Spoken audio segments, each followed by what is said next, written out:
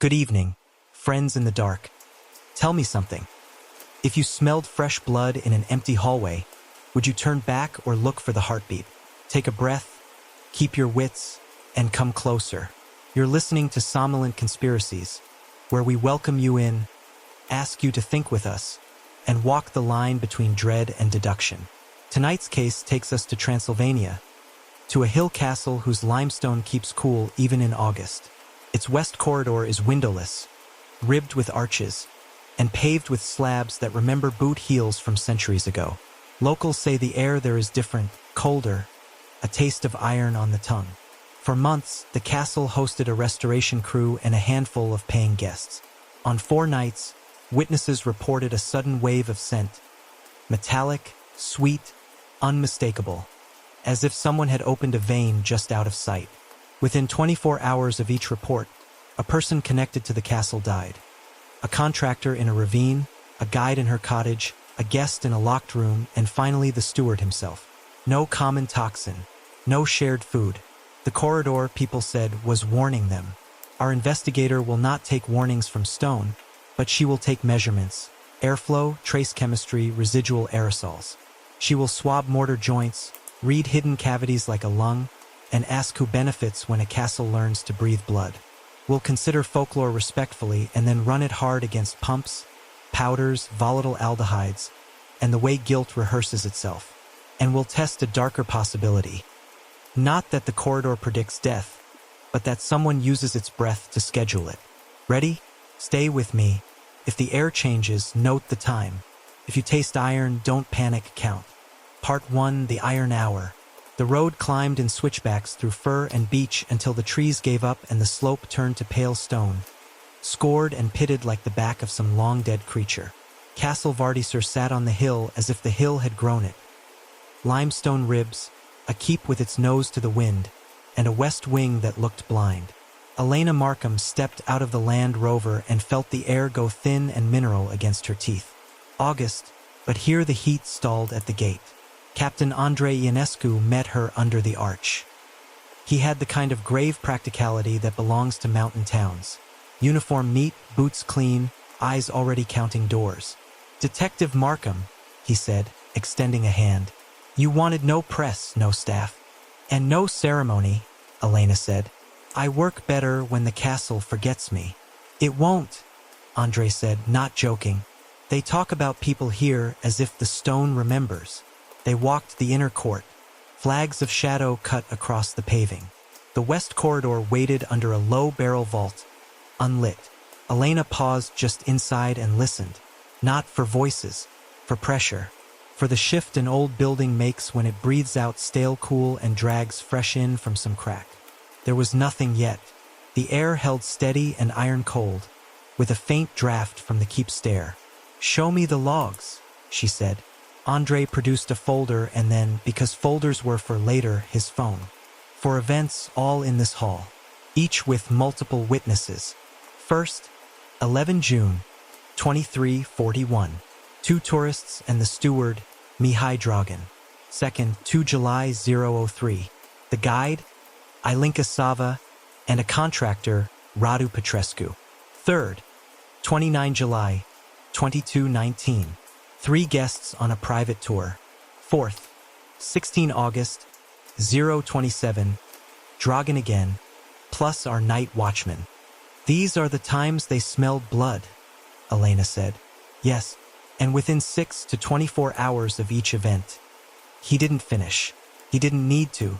The deaths were a net that had already been thrown over the castle. "List them," Elena said. "Plain." Andrei obliged. Radu Petrescu, the contractor, found at dawn on June 12th, down in the ravine below the south wall. Fall. No one saw him go out. On July 2nd, Ilinka Sava died in her cottage. Autopsy calls it asphyxia by smothering. The cottage door locked from inside, window latched, no forced entry. On July 30th, Thomas Reed, guest from Edinburgh, dies in his room with the latch dropped. Asphyxia again. Low ammonia red in his lungs. And on August 17th, the steward, Dragan, found hanging in the equipment shed. The note reads like a confession, but the knots, I have doubts. So do I, Elena said. Any common food? Common drink? Common quarrel? No. Different circles. Only overlap is this corridor and the hours after the smell. Elena's eyes had adjusted. Limestone blocks made a gray rhythm down the passage. Every 4 meters, an arch ribbed across, and between the ribs the barrel vault was smooth as an egg. The floor slabs had been walked to a satin dullness in the center line and showed a different polish along the right-hand edge where tourists hugged the wall. The corridor itself showed nothing else. No discoloration, no drip, no candle soot along the crown. Has anyone lit candles here? Elena asked. Not according to the steward's logs. Andre's tone shifted slightly at the name. He was precise. Was, Elena repeated, and crouched. The stone felt colder close in, the way some stones do, a heat sink with a memory. She touched the seam where the plinth course met the wall and came away dusty and clean. No fat, no shine, no tack. Elena, Andre said after a moment, do you believe in omens? I believe in schedules, she said, rising, and in people who use them. She walked the corridor twice, first eyes only, second with a low-angle flashlight that she kept high enough not to cook any trace. Andre followed in silence. Halfway along, her beam caught on a carved boss set into the wall between 2 ribs. A lion's face no bigger than a teacup saucer, mane worn down to a suggestion, mouth open in a polite roar. Elena leaned closer. The lion's mouth was not drilled through, not visibly, but the stone around it had that slight soot of air moving over dust, subtle as a finger on velvet. She filed that and kept walking. Let's fix the baseline, she said. No one new in this wing. No housekeeping. And I want the corridor sealed to foot traffic, but not to air. Tape the ends with scene barriers and post an officer. If it breathes, I want it to breathe for us alone. In an hour, with the practical help of 2 plainclothes officers who had been hiding tactfully in the guardroom, they had the seals up. Red and white tape strung across the north entry and the keep stair mouth, cards signed and time-stamped. Elena set out tripods every 10 meters, adjusting each to push its feet into the old stone so vibration would read true. On each tripod, she mounted a small puck that flashed green, air samplers calibrated for volatile organics. Beside them, she placed pencil-thin thermal cameras angled to look across the corridor, not down it, so that any density change would shear the air like a lens. Near the lion boss, she anchored a pressure sensor to the wall, thin flex tube pressed to a seal ring, the transducer inside. At the first arch, she put a sound recorder set to pick up low frequencies, 60 down to 30 hertz, where pumps hum and bellows sigh. Andre watched, not asking questions that would make her explain in public. Electric, he said instead, indicating the battery packs. We can keep them charged. I'd rather they die honest than sing to a bad outlet, Elena said. She logged each serial number, took a photograph from the tripod's eye level with a scale and frame, and moved on. The work turned the corridor from story to instrument. The smell, Elena said when they reached the end and could see the entire run in miniature through the thermal screen. When your people reported it, how did they describe it? Exact words. Andre consulted his memory before his phone. Metallic, sweet, as if someone had cut themselves in the next room. Ilinka said it was like the inside of a copper basin after a slaughter. She would know. Her grandfather was a butcher. Dragan wrote, blood likeness strong, instantaneous onset, dissipates within 2 minutes. The tourists said it rolled through like fog that wasn't there. Any visible vapor. No, air movement. Cold draft, some said. Others heat, oddly. They argued. People argue about what they fear, Elena said. Odor is direct to memory. If someone wanted to move people like pieces on a board, they could do worse than a smell that calls up every childhood cut and every hospital corridor. She looked again at the lion boss. Cheap, she thought. No, not cheap, old. Old and convenient. She tapped the stone with her knuckle. A polite, hollow thock where the wall should have given a dead response. You hear that? She asked. Andre did. An old conduit? Or a cavity, Elena said. Either could carry air. He took a slow breath through his nose. Do you smell anything now? Stone, Elena said. And a little oil from your uniform. Nothing iron. They took their coffee at the guardroom threshold, because to step away felt like turning your back on a dog that hadn't yet bared its teeth. The officers rotated. The castle went about its afternoon with a cautious hush.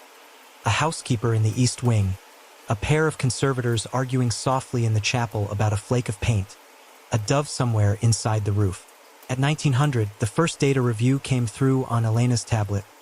Flat lines, patient as a EKG in a sleeping body. She checked the pressure graphs, the thermal overlays. Nothing but the building's own tide. Warm tourists in the afternoon, cooler stone exhaling now. She wrote down the baseline values anyway. You respect what isn't happening as much as what is. At 2200, they killed the house lights in the west wing, left only the thinnest emergency strips at the floor. The corridor took on a submarine quality. Elena paced once, heel to toe, to reset her sense of distance. Andre stood at the north end, arms folded, an outline in the dim. Everyone connected to this hall has ended up dead, Andre said quietly. The men in the village tell their children not to run here at night. They say the corridor warns. If you smell it, you count the hours. Good, Elena said. Counting is the beginning of a plan. Do you have one? Yes, she said. We wait. Midnight came and eroded itself into minutes. The air lay cool and transparent. The stone held its cold. Elena's tablet scrolled a calm that would have been soothing if calm hadn't been what the killer needed them to trust. At 0:03, the sound recorder picked up a thud from somewhere distant, the kind of building noise that means a door shut 2 wings away. At 0:11, a bat skimmed the north seal and corrected off the tape with an apology of leather. At 0:17, nothing happened, and the nothing had a shape you could sit inside. Elena wrote, Iron hour begins 2300 hours. Witness posture steady. Sensors watch. Corridor sealed. If the hall breathes, we will bottle it and read its chemistry until it confesses to physics. She capped her pen. She did not look at the lion. She let the waiting do its slow, intelligent work. In a place where superstition had been assigned the role of oracle, she assigned it the role of suspect. They waited for the corridor to breathe. Part 2 Chemistry of Dread. Dawn diluted the corridor into a scale of slate. Palest at the far arch, darkest at the lion boss where the vault seemed to thicken. Elena had slept for an hour on a bench under a frieze of saints who looked as though they judged worse. When she came back, the air samplers blinked their small, faithful greens. The tablet said what her nose did. No plume overnight. Good. You don't learn a pattern by asking it to perform the first time you stare. By 8, Andre had a thermos and a roll of Kozenak from the constable's wife.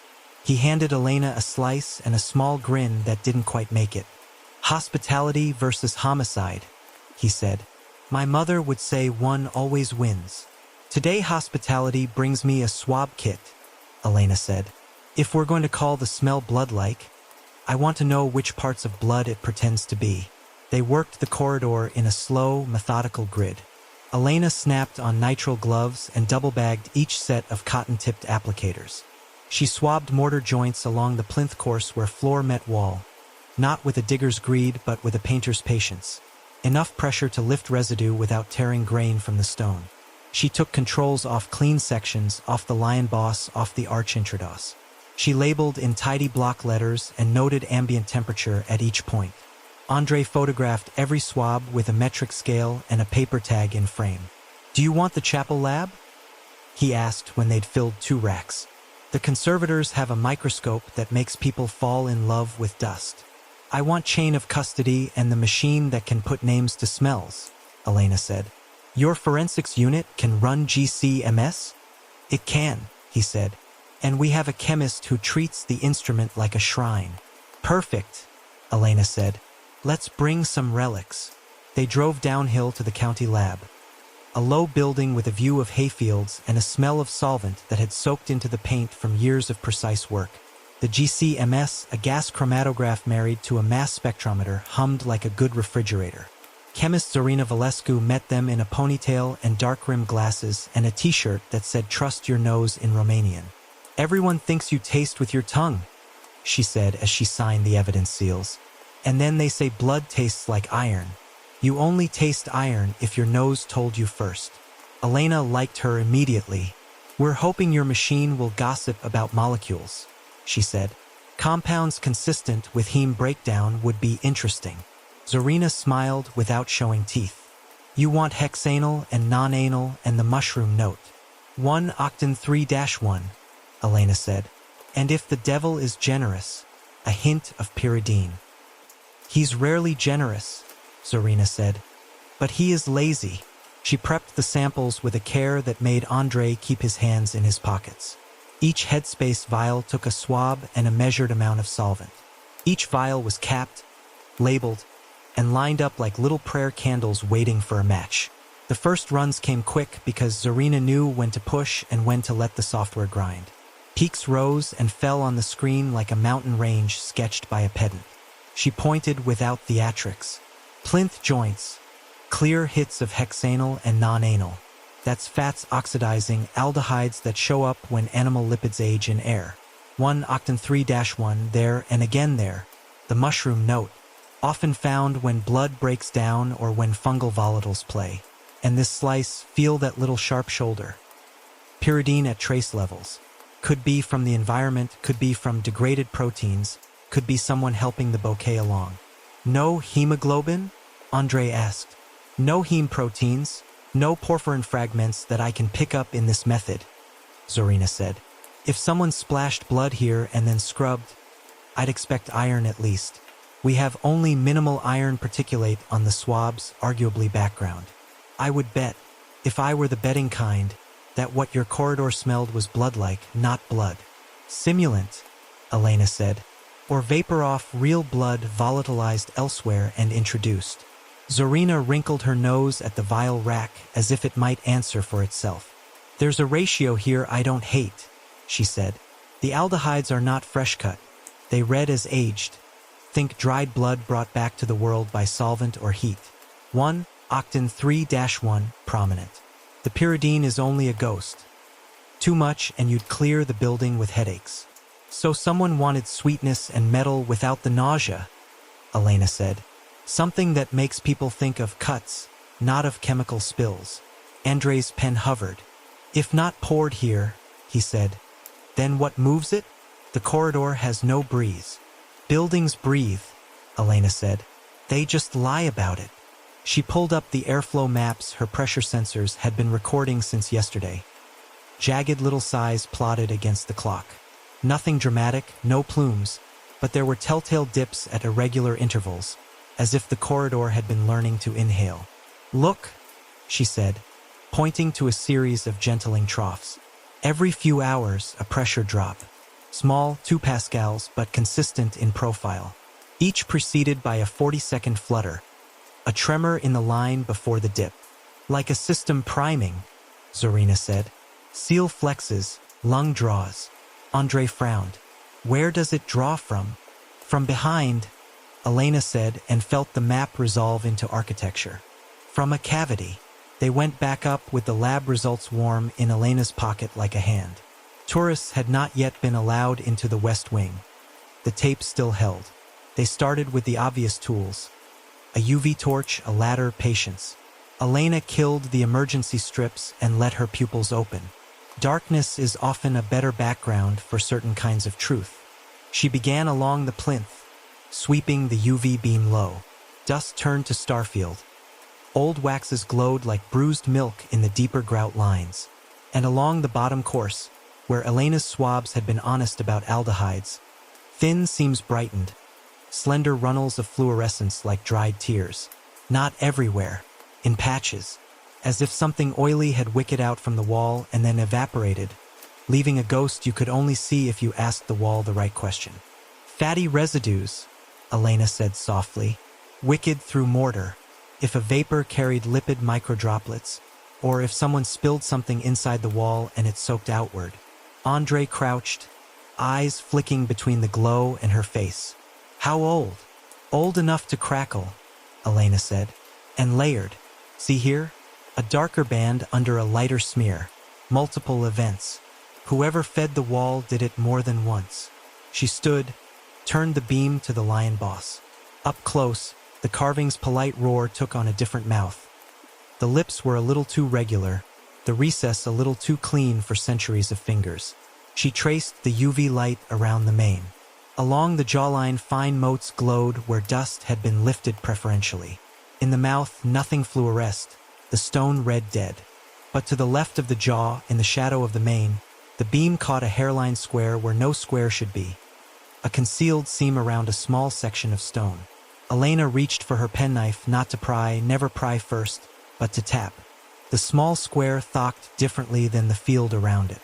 She moved the ladder, climbed, and used a dental mirror to peek along the seam.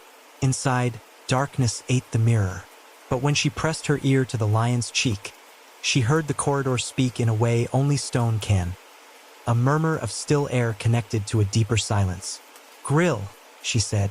"Or at least a cover." "Vent?" Andre asked, almost hopeful. "For what?" "For whatever wants this hall to smell like iron," Elena said. She climbed down and set the UV torch to one side. "Let's confirm the path." They traced the wall backward, counting ribs, listening for hollows, mapping with knuckles. At 2 arches behind the boss, a vertical strip in the coursing gave a different drumskin answer. And in the next bay, at knee height, a patch of mortar had been too cleanly renewed. Newer lime, finer sand. Beneath it, barely perceptible in normal light but smug under UV, a faint arc of residue marked where hands had brushed a hidden latch again and again, wearing skin oil into history. Elena photographed everything. The fluorescing seams, the square at the lion, the neat repointing. She took another set of swabs along the bright seams. She marked the pressure sensor nearest the boss and adjusted its sampling interval to 1 second in case the wall decided to breathe while their backs were turned. "So," Andre said at last, straightening, "we have aldehydes consistent with aged blood or meat exposure, a mushroom volatile that makes butchers hungry and witnesses pray, a whisper of pyridine to convince the brain it's hospital. No iron to speak of, so nothing was poured here recently. Airflow dips that look like someone inhaling with a pump that hates you, and fatty tracks wicking through stone. And a possible grill behind a lion with better dental work than time allows," Elena said. "The corridor doesn't predict death. Something behind it exhales on cue." "Who cues?" Andre asked. "And why before a killing?" "To set a clock," Elena said. "To make the message go out where noses walk. You want your target to be certain they've been chosen, and you want everyone else to build you a prophecy you can hide inside." He stared at the lion. "How do we get behind him without taking his face off?" "We don't," Elena said. "Not yet." She looked up at the vault, down at the floor, then toward the keep stair where the draft had been born yesterday. Old castles are like lungs. The obvious mouth is never the only airway. There will be a service run, a drain, a cistern, a passage to something that was once useful and now is only convenient to someone who thinks in mechanisms. She tucked the UV torch away and picked up the coil of fiber optic camera she'd asked Andre to scrounge from the traffic unit. "Let's go find the chest the corridor breathes with," she said. "We'll make it name its parts." Part 3, People and Motives in Stone. The owner kept his office in a round tower that pretended it had always been paperwork. The windows were arrow slits widened into rectangles. The walls still remembered the curve of cannon smoke. Adrian Vardes wore a linen shirt the color of new parchment and the unconvincing ease of a man who has practiced honesty in front of a mirror.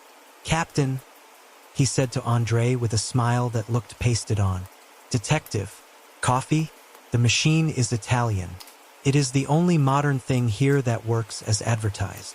"We brought our own," Andre said, which was a mountain town way of saying no. Elena took the chair with its back to the door. "You learn what arrangements people chose before you arrived, and you do not move the furniture for them."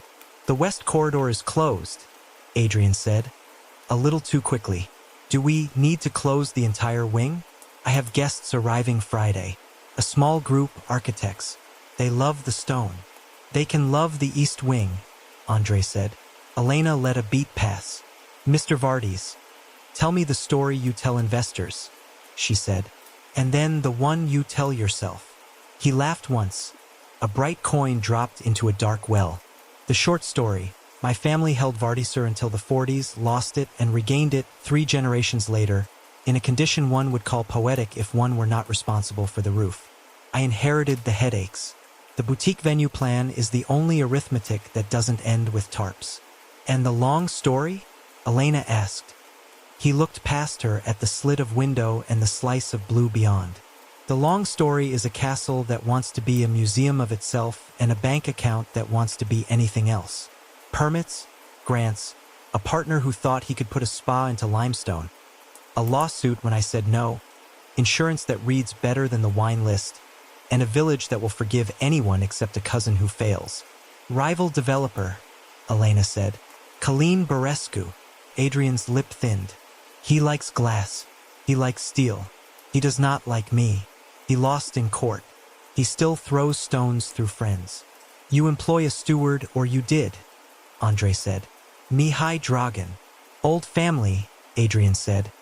His father worked here when I was a boy. Mihai knew every hinge and trick step. He managed the tours. He had keys to everything. If I had to close the place in a hurry, I called him first. Anyone else with keys? Elena asked. Of course, Adrian said, too fast again.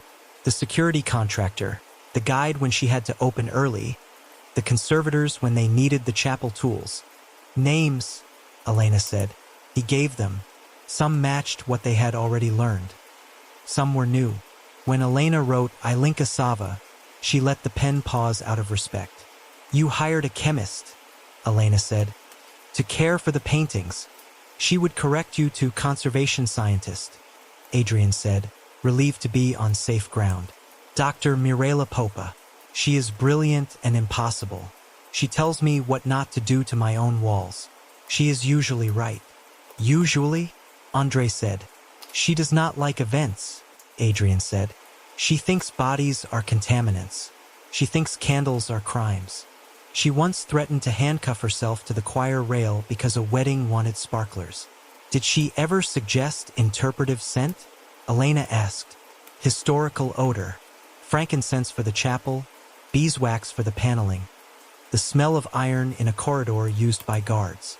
He blinked. The pupils tightened and then let go. She said there was a field, olfactory heritage. I told her I sold feelings already with light and sound. She said smell cuts deeper. I told her to keep the corridors clean. And yet your corridor smells like blood on cue, Andre said, without softening the verb. Adrian started to deny and remembered he had called the police because denial had failed. I have smelled it, he said. Once. I was in the hall with Mihai. Came like a wave. He laughed. God, he laughed and said, The castle is warning us again, Damnul. The next day Radu was dead. Who benefits? Elena said. When a corridor learns to breathe blood? He stared at her as if she had asked him whether he believed in rainfall. No one, he said. Someone, Elena said. We'll talk again. Asterisk. The guide's cottage sat just outside the lower gate, whitewashed, roof like a folded wing. Ilinka Sava's sister, Maruna, kept it as it had been the week after Ilinka died. Cups stacked, a sweater over the chair, a book face down as if the reader had gone to answer the door. She let them in with the grim courtesy of someone who believes in help but not salvation. Ilinka loved the night tours, Maruna said. She said the stone listens better after midnight. She did not believe in omens. She believed in people. She believed in men liking to frighten themselves. Did she ever mention the smell? Elena asked. Maruna's mouth flattened. She said it made tourists shut up. She said it angered her because it made the corridor a circus. She told the steward to stop it. Elena, Andre said softly when Maruna turned to make tea. He tipped his head at a framed photo by the doorway. Ilinka with a group of guests, lanterns in their hands, the corridor behind them a seam of darkness. Beside her, a narrow man with a kind face and a cap, Mihai Dragan. His hand hovered near a pull cord that belonged to the lantern, but to Elena's eye it looked like the hand had learned another cord somewhere else. 2 pulls to make a machine exhale. We will need her messages, Elena said. Maruna nodded.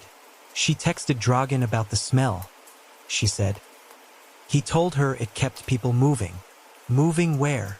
Elena asked. Into the hall, Miruna said. Out of the cameras. Asterisk. Dr. Mirela Popa's lab occupied the old scriptorium. A long room with north light and a modern island bench that looked like it had parachuted in. She wore a gray smock flecked with the kinds of stains only conservators can identify at a glance. Her hair was tied in a knot that meant work would not be interrupted by gravity. She did not offer coffee. "You're contaminating my baseline," she said instead, eyebrows angling at Andre's boots and then at Elena's sleeve. "But we'll survive. Captain, detective, you have found my discipline."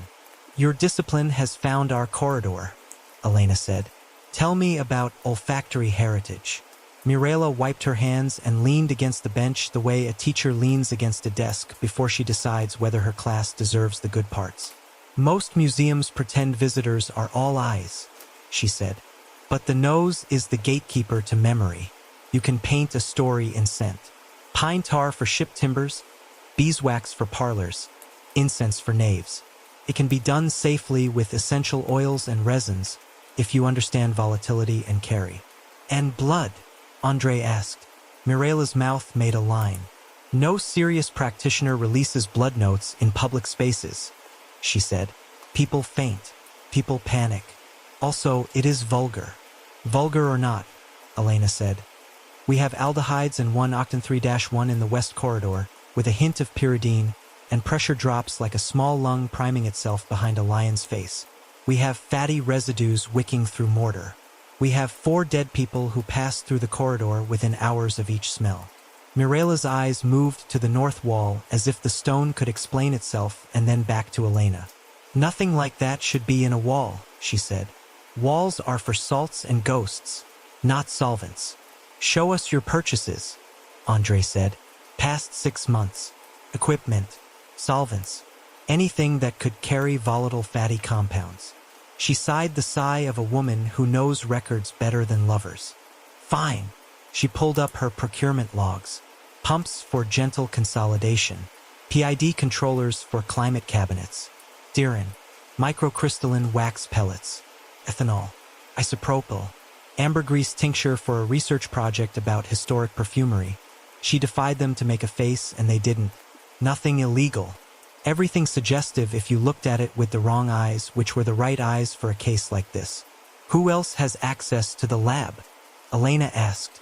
"The steward when he needed distilled water. The night watch when the power tripped. A boy, Luca, Mihai's son, runs errands. He can fit anywhere a cat can. He returns things I don't know I've misplaced." Elena filed the name and the size. "And your feelings about the owner's events?" Mirela grimaced. "He wants immersion. He is a child with a box of candles. He wants legends to pour out of vents. But he does not understand that once you scent a place, you cannot unscent it. I have argued with him 100 times. If he has done something foolish in a wall, I will have his license." "His license," Andre said, dry. "To own history," she said. "We give one to anyone with money. We rarely take it back." Asterisk. They found Colleen Barescu at a cafe in the lower town because men like Colleen are always at cafes when they are not on the phone. He wore a blazer that cost more than the cafe's rent and spoke as if translation were beneath him, but he would do it for a fee. "The corridor is a stunt," he said, lighting a cigarette he did not intend to finish. "Adrian Vardes is a stuntman. He dresses ruin as romance and sells it by the night. He would pump fear through the drains if he thought it would book rooms." "Did you ever discuss scent with him?" Elena asked. "I discuss permits and cash flow. He discusses poetry." Colleen smiled thinly. "When he loses his castle, I will put glass where his corridors used to be, and everyone will be happy because they can see the hills from the bed." "Did you lose your suit because you were wrong?" Andre said. "Or because Adrian hired a better lawyer?" Colleen laughed. "Because the court still believes Stone is a person here." He tapped ash into the saucer with a precision that made Elena think of dosing pumps and timer relays. "I am a patient man," he said. "Your dead are bad for business. Not mine. His." When they left him, Andre said, "He'd salt the corridor with chlorine if it made a headline."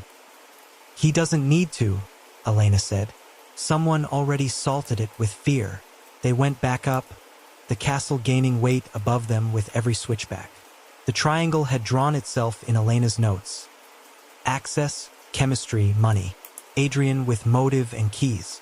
Mirela with knowledge and tools. Mihai with the corridors in his hands and a son who could fit through the castle's ribs. In the middle, the lion with its polite roar. Access plus chemistry plus money, Andre said, reading her page upside down as they walked. A tight triangle. Triangles hold under pressure, Elena said, until someone pulls a chain. Part 4, the first breath under watch. They reset the corridor as if it were a stage before curtain. Batteries topped, sampling intervals shortened, a fresh card in the recorder. Elena taped a small arrow above each tripod with the compass bearing of its lens. Later, when lawyers tried to drag certainty into doubt, bearings help. Same rules, she told the two plainclothes officers. No one crosses the tape. If you hear a noise and can't name it, write the time, don't shout it. Andre stood at the north seal again, a steady shape. Elena took the mid-corridor near the lion boss, far enough to keep bodies from warming the sensors, close enough to see the nearest thermal screen without moving. Her tablet wore a grid of windows. Pressure, volatile organics, thermal shear, audio spectrum. For a while, the castle gave them the quiet that breeds exaggeration. 10 minutes in, even exaggeration got bored and left. At 23:58, the pressure line did a small, impish flutter and settled. Elena's hand went to the pen she kept lodged along the spine of the tablet, then stopped. Wait, don't teach your hands to chase ghosts. 006. A moth corkscrewed up from the plinth and stitched an invisible seam between arches. The thermal camera recorded it as a soft comma. 012. Floor temperature dropped a fraction as the stone exhaled day heat into night. 016. The audio spectrum showed the faraway burr of a golf cart already at rest. 017. The pressure trace dipped. Not a dramatic plunge. A disciplined, symmetrical sag of 2 pascals, preceded by a 40-second tremor like a held breath turning into decision. Elena's finger moved without her consent and tapped, mark. On the thermal, the air directly in front of the lion boss smudged.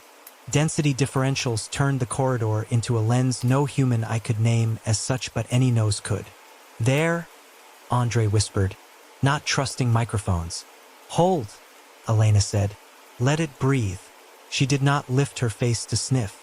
Instead, she watched the volatile organic plot unify into a mountain. 1 octane 3-1 spiking a clean, predatory peak.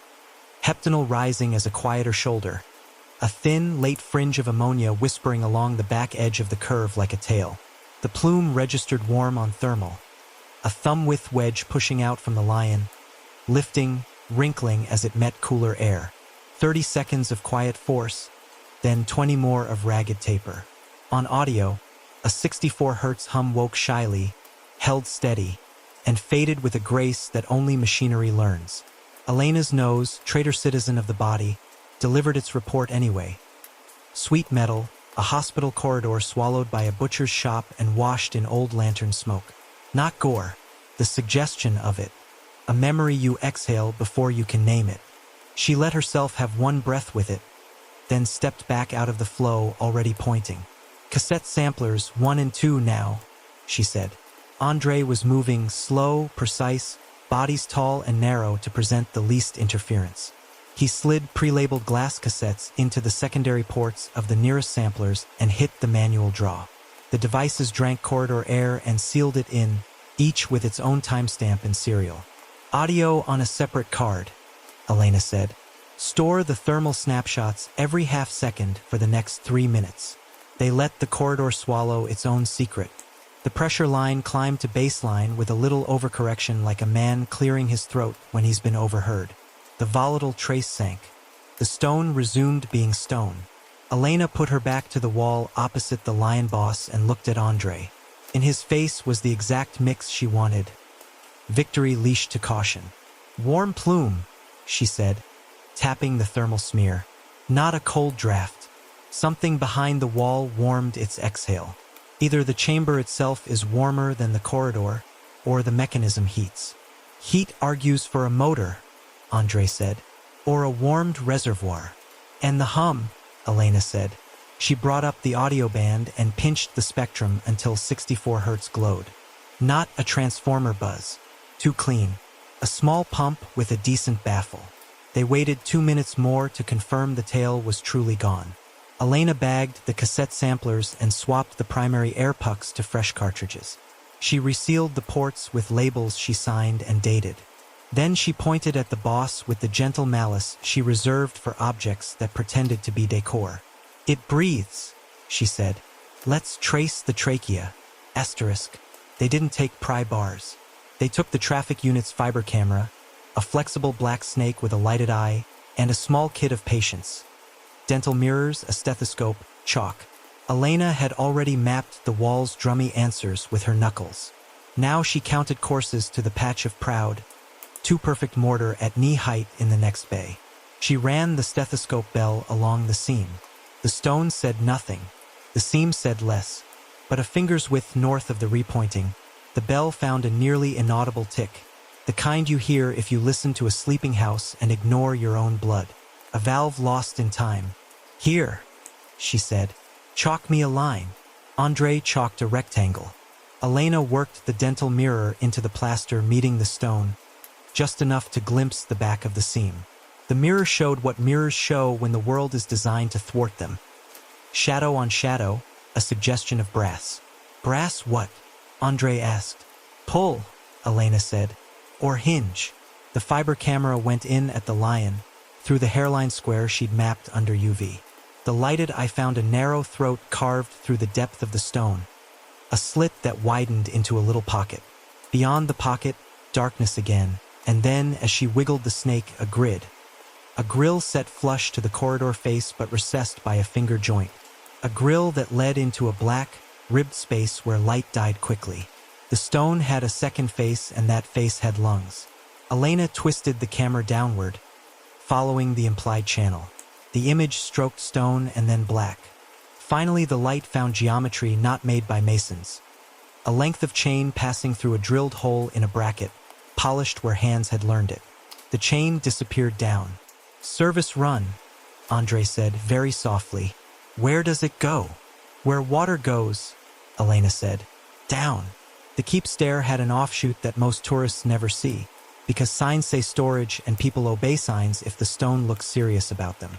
Elena and Andre followed the stair into a pinch of air and a smell like old pennies and old linen. The walls sweated limestone. The floor changed to old oak, then to stone again. At the turn, a hinged hatch wore a padlock newer than the door it protected, and beside the hinge a second drilled hole sported a small brass guide eye. The fiber camera fed through without complaint. The chain ran by the guide. "2 pulls," Elena said, remembering the rhythm on the pressure plot. "Prime and expel." She touched the lock with a gloved finger and didn't open it. "We can get a warrant to disturb a sealed space," she said, "but we do it clean. We have our live capture. Now we need to preserve the fingerprints the castle is trying to keep for us." He nodded. "We call the prosecutor awake." While Andre made the call, Elena laid a sheet of aluminum foil below the chain's reachable swing and dusted it lightly. If someone came to pull while they waited on paper, she wanted to meet them with a mirror. She set a pinhole camera opposite the hatch and a motion sensor polite enough to ignore bats and spiders and rude enough to wake her tablet if a human hand arrived to feel for metal. She went back to the corridor and stared at the pressure trace again, more as a way to think with her eyes than because there was new information to extract. The tremor before the dip, 40 seconds, suggested a pump priming a reservoir or a bellows taking up slack. The warm plume argued for an enclosed chamber that had been absorbing heat from a motor or from the solvents themselves, their vapor pressures rising with temperature to deliver the sweet metal kiss right at the lip of detection without tripping nausea. Whoever engineered it had the delicate cruelty of an instrument maker. Andre returned with the night prosecutor's voice still fresh in his expression. "Warrant fast-tracked," he said. "We have to document every bolt, every nail.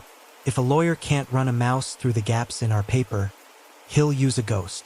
"Good," Elena said. We do this the way Zarina would. Label the world until it confesses. They built a small crime scene around the hatch. Markers numbered and photographed, a scale on every frame. Light bounced off white cards to avoid glare. Elena took 5-minute ambient air samples at the foot of the stairs. If the cistern chamber burped when they opened it, she wanted a before to stand next to the after. Listen, Andre said, tilting his head. The corridor was far upstairs, separated by ribs of stone, and yet sound carries in old places the way stories do. Low and almost kind, the 64 Hz hum woke again, very faint, as if the house were remembering how to sing. Elena checked her watch. 0:54. Not on the quarter. Not exact. Manual cycle, she said. Someone who doesn't love schedules. The motion alert blinked on her tablet. A tremor of movement at the hatch. The pinhole camera's last still showed nothing but the rectangle of the door. Then a darker rectangle, human-shaped, cut a slice of the frame and was gone. They froze, listening. No further sound. Elena took the foil sheet up by the corner and looked. A faint crescent of oil where a thumb had tested the lock. The print would be a poem to the right powder in Zarina's hands. No chase, Elena said before Andre could offer it. Not here, not blind. We have the corridor bottled and the chain corded. Let the hand come again when we're looking from the other side. He exhaled, paced once to lose the energy the chase would have burned, and came back. You think there's a cistern under this run. Old castles own water before they own the hill, Elena said. Rain kept cool. A cistern is a lung that never knew it was a lung. She laid her palm against the hatch and felt the cold through the glove. There is a way to open this without kicking its history apart, she said. We do it tomorrow under lights with a witness from Heritage, so the court doesn't throw the evidence back at us for sacrilege. And if your hand returns in the night? It left us its breath and a thumb, Elena said, holding up the foil. Let it think the castle is on its side. In the morning we'll show the castle its own insides. They climbed back up into the west corridor. The tape fluttered a little in a draft no human would call a draft unless they had been watching graphs for 4 hours. The lion boss looked innocent, which is what a vent looks like when you are not thinking about murder. Elena wrote in her notebook, 00:17 plume captured. 64 Hz hum 20s. Warm exhale. Blood-like aldehydes plus octanone spike plus faint ammonia. Pressure tremor 40s pre-dip. Chain likely manual override. Service run to sealed chamber with hatch. Brass guide eye. Chain polished. Do not open until warrant plus heritage witness. Asterisk asterisk. She clicked the pen shut. The corridor had exhaled once for them. Tomorrow she would make it safe from where. Part 5, the cistern lung. By mid-morning the courtyard rang with practicalities. Cases opening, tripods clacking. A conservator from the Heritage Office reciting the creed of non-invasive entry as if it could bless a hinge. The warrant lay in a clear sleeve on a clipboard. The Heritage witness, Doamna Corbia, bird-boned and steel-eyed, stood with gloved hands folded over the handle of her tote as though it were a reliquary. No chisels unless you have photographed the chisel, she said. No photographs unless you have logged the lens. We'll make the door tell us its own story, Elena said, and meant it. The hatch at the service turn had accepted a ruler's worth of labels and arrows overnight. Paint layers sampled, the lock measured, the hinge pins photographed, the brass guide I sketched to scale. Andre read the room like a stage manager. He had already hung white cloths to bounce light cleanly and placed evidence tents where the chain might fall. Recorder rolling, he said. Scene time 9:41. Detective Markham opens. Heritage present. Elena offered the lock to the camera, then used a padded wrench on the shackle so the metal wouldn't shout. The lock yielded with the offended sigh of a servant bypassed by a key. She lifted it free, bagged and sealed it, then set her palm against the hatch and pressed. Not dramatically, just the pressure a careful hand uses to see if another careful hand used the same move yesterday. The hatch opened on cool. Not the cool of shade. The cool that stone keeps in its marrow. Her light cut down a steep flight of steps to a round chamber with walls so old their lime had the gloss of bone. The floor dipped to a sump in the center where an iron drain wore a halo of mineral bloom. The roof, once a dome, was ribbed with later work, timbers added and braced in a geometry that had nothing to do with monks and everything to do with someone who understood pumps. "Document from here," Elena said softly, as much to herself as to the camera. "Every fastener, every footprint." They descended single file, Andre last, the heritage witness between them to make the priestly noises about the sanctity of water-keeping places. The chamber opened to the lamp in a circle of very human improvisations. Against the far wall, a stack of rubber bellows the size of open suitcases crouched on a steel frame, hoses leading like arteries to a diaphragm pump bolted to a plate. The pump's body wore a noise hood, ***, a sound baffle ***, lined with cheap acoustic foam that had been trimmed with the care of a barber.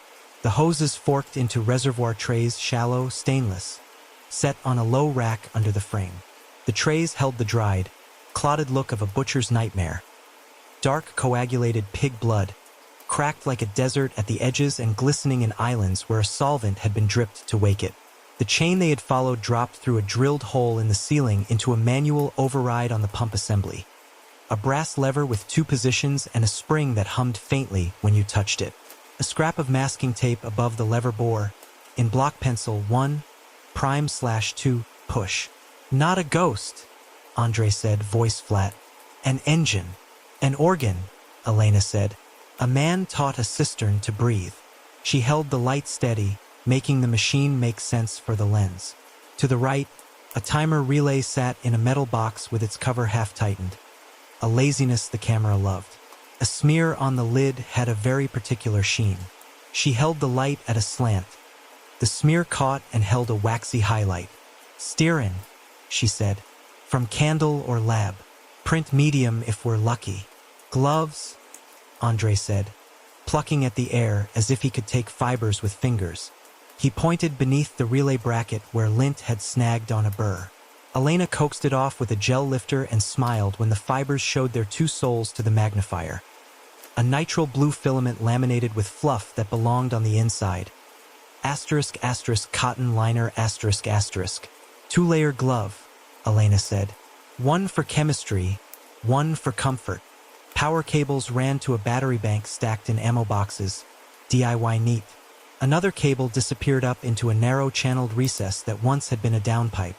At its top, a small generator's shadow revealed itself to be a microturbine married to the castle's rain. Elena followed the cable to a charge controller that blinked a modest green and thought, whoever set this cared to keep it off the grid and out of the tour guide's anecdotes. She angled the light over a shelf knocked together from salvaged oak and new brackets. On it, a carton of wax pellets, microcrystalline, pristine. A small brown bottle labeled ambergris tinct. 10% ***, a jar of iron filings with the lid salted in red dust, and 3 labeled solvent bottles, ethanol, isopropyl, and something with a lab shorthand she recognized as a carrier used to tease volatiles out of stubborn matrices. Beside them, a funnel with a lip stained a faint brown seam. "Kitchen of dread," Andre said. "Palate," Elena corrected. "Kitchen suggests hunger. This is art. Bad art." Doamna Corbia had been silent with an austerity that matched the dome. Now she cleared her throat. "You will not remove historic fabric," she said, nodding at the hoses where they passed through a hole chiseled disdainfully through original masonry. "But you will remove everything that doesn't belong." "It all belongs to the report first," Elena said. She put evidence flags near every touch point a human hand would love. Lever, relay box, battery clips, tray rims, hose clamps. She filmed herself powdering the relay cover with a whale's breath of magnetic dust. A thumb ellipse came up slow, crisp enough to make her feel the prince owner standing behind her, impatient. "Lift," Andre said, offering the hinge lifter. She did, the ridge detail settling onto the gel like a fossil deciding to be a photograph. It went into a hard card, into a bag, into a signature line. At the trays, she let the camera taste the surface without breaking it. The coagulum had an almost painted topography. Slumped edges where solvents had run, pinhole craters where bubbles had risen and popped when heat persuaded the slurry to become air. In the back corner, A square of stainless mesh perched like a dragonfly wing laid to dry. A hand-lettered tag hung from a twist wire. Drop last. Filter for microdroplets, Elena murmured. A fogger's modesty panel. They didn't want to spit. She traced the hose path with a laser pointer for the record. From tray to pump intake. From pump to bellows. From bellows to the vertical throat. From throat to the grill behind the lion. A non-return valve glittered. Cheap brass buried in ingenuity. The sound baffle was foam, but behind it someone had hung a curtain of old felt, the kind once used under pianos. She ran the recorder's low band for a second and let the pump hum by hand, just enough to hear its 64 hertz identify itself. The room loved it, offered its dome as a resonator, and then fell quiet again when she let the lever return to zero. Whoever built it understood two truths, Elena said. Smell sells, noise ruins. They moved as if playing a game that punished haste. Every bag got a number. Every number got a line. Every line carried the day's time in Andre's steady voice. When they reached the battery bank, the residue on one lid told a quieter story. The flat hash of mud dried in tread patterns and then scuffed by a smaller shoe. Elena put her boot beside it to measure size. Too narrow for Andre, narrower even than hers. The print on the edge had a truncated heel like a lift. Note, she said, keeping her voice level. Footwear with adapted heel. Could be orthopedic. Could be a lift. Size suggests small adult. Andre met her eyes over the top of his mask. He didn't say the name that had been snared yesterday in Mireille's lab conversation, but it hung with the dust where the chain had polished a gleam into the guide eye. At the base of the bellows rack, a rag had been wedged to silence a sympathetic rattle. She teased a corner free with tweezers. The cloth showed ambergris by nose, the salt-sweet, animal lightness of it, and a faint mushroom note that did not belong in perfume. A stripe of steery dust crossed one edge in a diagonal fingerprint of haste. Someone tuned this like a violin, she said, and like a violinist late to the curtain, they used whatever rag was to hand. Doamna Corbia let out the smallest of breaths that might have been disgust, might have been grief. They taught the cistern to sin, she said. Worse, Elena said. They taught it to schedule. She set a data logger on the relay face, a little limpet that would keep time for them if time tried to change. She took an impression of the masking tape label, 1/2 PRLME/push, because lettering is as individual as finger whirls, and guilty hands rarely think to disguise how they write when they are busy inventing lungs. She clipped a sliver of the tape for graphite trace. Someone had written hard and fast enough to leave a pressure signature. Do we shut it down? Andre asked when the room felt more photographed than lived in. We remove its teeth, Elena said. She did not rip or wrench. She unbolted the intake hose at the pump and capped it with a sterile blind. She reversed the non-return valve and flagged it red so any attempted cycle would gulp its own breath. She removed the timer's fuse and bagged it. She left the lever and the chain intact because a hand that needs to pull will pull anyway, and she wanted that hand recorded. They lifted small samples from the coagulum, corners only, the kind that convince a lab and leave a court nothing to scold. Each shard went into a vial with a headspace arrestor. Elena labeled them with each trace position relative to the lion, north, mid, south, because sometimes patterns only answer when called by their compass names. Power, Andre asked, gesturing at the microturbine. Let it trickle into nothing, Elena said. We don't make a scene about it. We let the builder think the castle is still on his side until tonight. The heritage witness gave one curt nod, satisfied that the stone would have its dignity when the machines were gone. It is a clear intervention, she said, and clear interventions have names attached. You will attach them. We'll tie the names to the handles, Elena said. She touched the chain, then didn't. The brass had learned two motions and would confess them in where if you asked with a loop.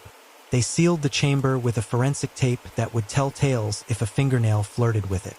Elena set a vapor badge at nose height on the stair in case whatever lingered wanted to go upstairs and be a ghost to the afternoon guides.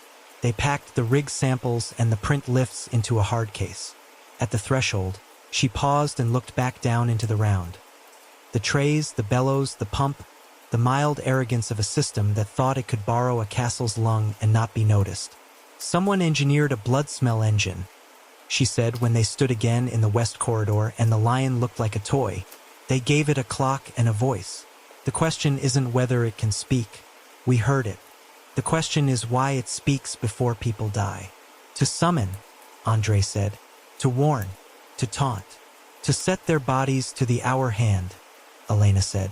If terror is a solvent, you can carry murder on it farther than most men can run. She capped her pen, then uncapped it again to write the line that would become the hinge of the case. Plume is not omen but signal. Deaths follow not by magic but by someone keeping time with the signal. Identify the scheduler. Separate theater from kill. Asterisk asterisk. Part 6, 4 deaths, 1 scheduler. They built a room of clocks out of other people's movements.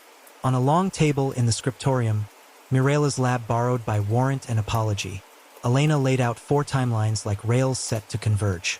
Each began with a plume time in the west corridor and ran forward in red hash marks. 30 minutes, 60, 180. Above the rails, stills from security cameras. Below them, cell tower handoffs and Wi-Fi associations. Between them, short, cold entries from door logs and text threads. Start with the smell, Elena said. Every time. Andre read the times as if he were calling a dance. 11 June 2341. 2 July 003. 29 July 2219. 16 August 027. Elena pinned a still from a tourist's phone at 2343 on June 11th. 2 laughing faces blown green by night mode. The west corridor behind them like a throat. They smelled iron and took a selfie of not smelling fear, she said. Good. The corridor was a lure before it was an omen. She pointed to the first rail. Radu Petrescu, contractor. His phone pings the keep stair repeater at 012, 31 minutes post-plume. The stair cam catches him in profile carrying a spool of cable he shouldn't be carrying at midnight. At 020 he drops off the castle Wi-Fi and goes into the south yard. He's found at dawn in the ravine. Fall, Andre said. Or a push, Elena said. No camera out there. Only the moon, and she doesn't testify. She moved to the second rail. July 2nd, plume at 003. Alinka Sava's phone pings the west corridor repeater at 014, 11 minutes post-plume, and the workshop access point at 019. She texts the steward. Stop the circus. He replies, guests want thrills. At 041, she badges out the lower gate and walks to her cottage. Door cam shows her enter at 055. No one else on camera. But someone else in the room, Andre said. Locked door, latched window. Elena underlined a small entry from the electronics audit. Keypad to the cottage was replaced last year. A maintenance code existed for emergency entry. The steward had it. So did the owner. The lock logs the attempt as a battery reset at 1:13. That's the kind of lie technicians tell to themselves when they slip a door open for a minute. She shifted to the third rail. July 29th. Plume at 22:19. Thomas Reed. His phone shows the corridor repeater at 22:28. A brief flirt with the chapel network at 22:36. Then his room access at 23:01. He orders nothing, calls no one. At 23:11, a second device, unregistered, a burner, joins the guest network from the landing outside his room for 90 seconds. Elena tapped the still. A shadow nearly legless to the camera because the lens flattened heights, but the hand on the rail gave up its scale. Small, steady. 20 minutes later, he's dead behind a dropped latch with his lungs arguing low-level ammonia. Someone prepped the room, Andre said. Someone taught the room to help, Elena said. And then the last rail, the wild one. August 16th. Plume at 027. Mihai Dragan. His phone pings the corridor repeater at 029. He always comes to see his machine sing. He badges into the service passage at 032. At 111, the equipment shed cam catches the door crack and settle. At 610, the groundsman finds him hanged. Suicide by schedule? Andre asked. Or murder with the courtesy of a note? Elena said. She slid across a printout of the note. The handwriting cheats itself. Letters slant differently on lines with words that matter. And the ligature marks on the wrists are older than last night. She stepped back and let the four rails breathe the same air. Every victim passes through or near the West Corridor within 3 hours after an odor event, she said. Not before. After. The corridor isn't where the hand strikes. It's where the hour hand starts. Mirela, who had pretended to be busy with a brush roll and failed, spoke to the air between them. But the plume calls everyone, not just a target.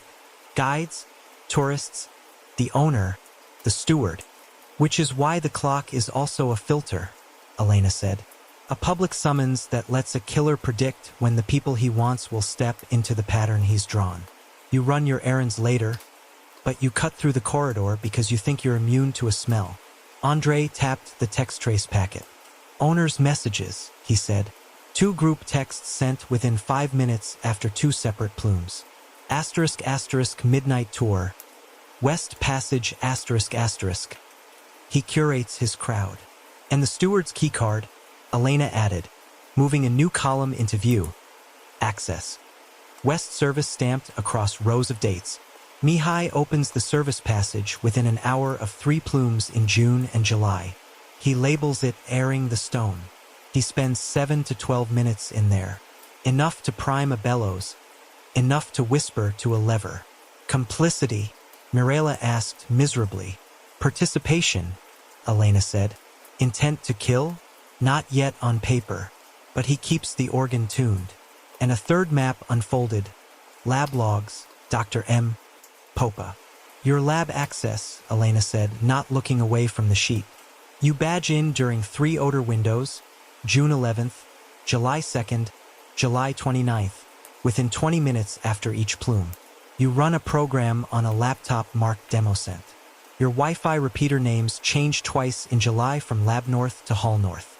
You tell me it was to test signal strength for environmental sensors. Mirela flushed, then whitened. I ran trials for a heritage presentation, she said. I told Adrian no to blood notes. I told Mihai to stop playing tour guide with my walls.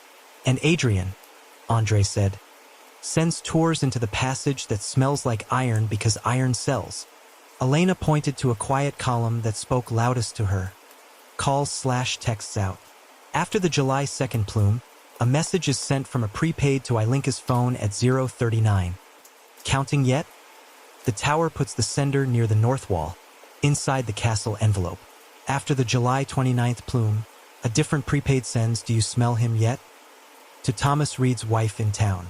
That device hops a castle repeater that lives, by MAC address, inside Mirela's lab. Mirela's eyes opened like a wound. I didn't. I know, Elena said, and meant it the way you tell a witness you will test even the part that hurts you to test. The repeater can be hijacked by any device that knows a password stuck to the bottom of a router. But someone made a habit of using your room as a doorway. She took a breath that washed the lab of its varnish and brought in the West Corridor's cool. Mechanism gives us theater. Access gives us who can lift the curtain. Money gives us reason to keep the curtain rising even after bodies fall. She slid in one last sheet. Owner comms, insurance. A clause highlighted in the kind of yellow that feels like a bruise. Business interruption due to criminal acts. Payout trigger on documented threat to guests/forced closures. And another sheet. PR budget increase following blood corridor mentions in travel blogs. Adrian's outgoing texts bracketed 2 plumes with invitations to VIPs who posted the next day about authentic medieval chills. Adrian Vardy's benefits from fear, Andre said. He also touches the chain, Elena said. We have him in the right rooms at the right minutes. But touching the chain is not the same as putting a pillow over Ilinka's face or shepherding a man to a ravine. That job needs a hand that knows passages, hours when cameras sleep, and human doors that open to a maintenance code. The steward, Mirela said, barely audible. Maybe, Elena said, maybe until he hung. Or maybe someone who learned his routes like catechism. Someone small enough to pass where pipes pass. Someone who hates the theater enough to turn it into murder, or loves it enough to make it real. She looked at the rails. Plume, corridor, movement, death, and saw the corridor as a clock face with no numerals, only smells. The scent is a summons, she said, and a clock. Someone sets it, then hunts on a schedule. She capped her pen. Tonight we separate roles, she said. We break the triangle into hands. Part 7, Forensics on the Dead. Zorina cleared a corner of the county lab and built 4 small altars, one for each of the dead. She labeled the trays with their names in the same tidy hand she used for solvent bottles, as if neatness could negotiate with grief. Truth first, she said, then piety. Radu Petrescu went up on the scope. Fingernail scrapings, lifted with the same gentleness you reserve for a child's splinter, now sat under a cover slip in a thin squint of light. Zorina rolled the stage, adjusted polarization, and made a low sound that meant the world was cooperating. Mixed particulates, she said. Plant wax crystals. See the blunt-ended needles? She switched the view to a reference panel. Asterisk, asterisk, carnauba, asterisk, asterisk. Not beeswax. Carnaubas from palm leaves. It's hard. It polishes easily. Conservators love it for certain consolidations. Paint shop, Andre offered. Or a lab that uses wax pellets to carry volatiles, Zorina said. She nudged the stage again. And metal grit, not rust flakes, not oxide rosettes. Iron filings, bright, with the striations of a file, not a break. She slid the mount to the scanning electron microscope bay as casually as a pianist shifting to a second piece. On SEM EDS, the elemental profile sang the old song of Faye with a whisper of carbon from oil. Binds to fatty residues, she said. Gives the tongue the lie it calls iron. Elena wrote it where the lawyers would later find it without her help. Radu, carnauba plus iron filings under nails. Composition and morphology consistent with cistern shelf materials. They turned to Ilinka Sava. The pillowcase fibers bagged from her cottage had been teased out on glass like the hair of a saint. Under magnification, the cotton showed the ordinary ladder of cellulose, except where other ladders crossed it, shorter, stubbier, blue at one angle and white at another like a shift in water. Asterisk, asterisk, cotton liner, lint, asterisk, asterisk, Zorina said. Worn off the inside of a glove that thinks it belongs under nitrile. See the fuzz length distribution? It's not from bed linen. It's from a knit backing. And there's an adhesive ghost where the lint met pressure. Someone pressed through the pillow. Elena looked at the photograph of Ilinka's face the day they found her. A stillness that never had belonged to her. She told the steward to stop the circus, Elena said. Someone else stopped her. Zorina tapped a capillary tube and a faint thing moved like a dream within it. And this, she said, from Ilinka's anterior nares, the shallowest swab. 1, octan 3-1 at microtrace. Not enough to choke her. Enough to say she walked through the corridor after the plume. Clock again, Andre said. You hear it. Thomas Reed lay before them in a scatter of careful plastic bags. From his door sweep. A smear you couldn't love until the lab loved it. Zorina gentled a sample onto ATR FTIR. The spectrum bloomed into a comb that told everyone in the room more than they wanted to know about long chains. Asterisk, asterisk, stearin, asterisk, asterisk, she said. Mixed even triglyceride profile consistent with candle grade or lab stearate. Not shoe polish. Not floor wax. A boot kissed the sweep with a stearin smudge and dragged it a centimeter. The angle tells you direction. Onto the threshold from the hall. And his lungs, Elena said. Headspace GC, Zorina said, already wheeling the vials to the machine. Very low ammonia, low parts per million. Consistent with brief exposure to a vapor that included an ammoniacal tail. Not enough to be cause of death. Enough to mark presence in space. The asphyxia's mechanical. His air was taken by hand. Elena thought of the burner phone on the landing, the message to a widow. Do you smell him yet? Whoever wrote it had a taste for theater and a hatred for audience. And then there was Mihai Dragan, who had taught the walls where to breathe. They laid out what had been taken from him. The note, the rope, the boots. Elena didn't look at the note. She had read it once and didn't need to rehearse its lies. She looked at the wrists. Asterisk asterisk old ligature impressions asterisk asterisk. The medical examiner had written. Now Zarina showed the photographs again, this time with calipers superimposed and color bands that measured bruise age. Not last night's. He was bound before days? A week? He hid them under the cuff of a sweater. Pattern is flat, not twisted. Asterisk asterisk tape asterisk asterisk or strap. Not rope. Controlled, Elena said. Someone rehearsed him, or someone punished him, or both. Zarina set one of Mihai's boot soles on the bench under a bright light. Tread packed with a pale sediment, she said, stroking a brush across a scraping. Not courtyard dirt, not road dust. Calcium carbonate fine as flour, with a whisper of iron and the kind of algal ghost you get where water once lived. It's cistern mud. She held up the vial and shook it until it clung to the glass in the lace only certain slurries make. He tracked it from the chamber. Recently.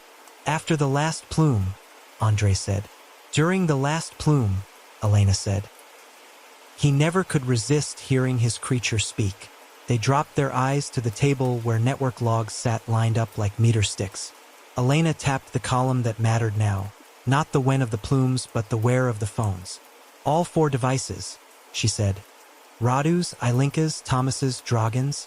Asterisk asterisk pinged the west corridor repeater asterisk asterisk within a narrow window before they died. 10, 20, 30 minutes. Their paths crossed the lion's breath like pilgrims under a bell. Andre frowned at the redundancy. We already knew they passed after plumes. Now we know their devices were geo-cued, Elena said. Someone uses that repeater to clock arrivals. You don't need to be in the corridor to listen.